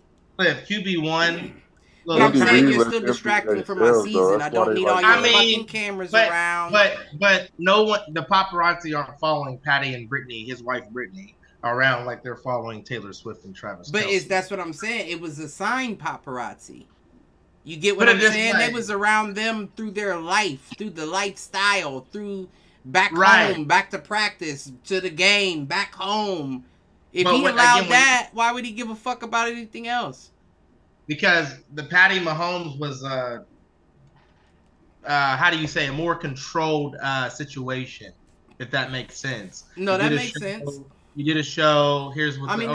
That's probably why Travis got the mustache. He said, "I'm serious, coach. Look at this fucking hair I got." He said he did it in honor of Andy Reid, because Andy Reid rocks the staff. Right, he did it to say, "I'm committed, coach. I'm not. I might be out there, but I'm still here. I want you to know that." If he starts, but the only downside is if he has even one bad game, you already know what motherfuckers gonna try to say or do to him.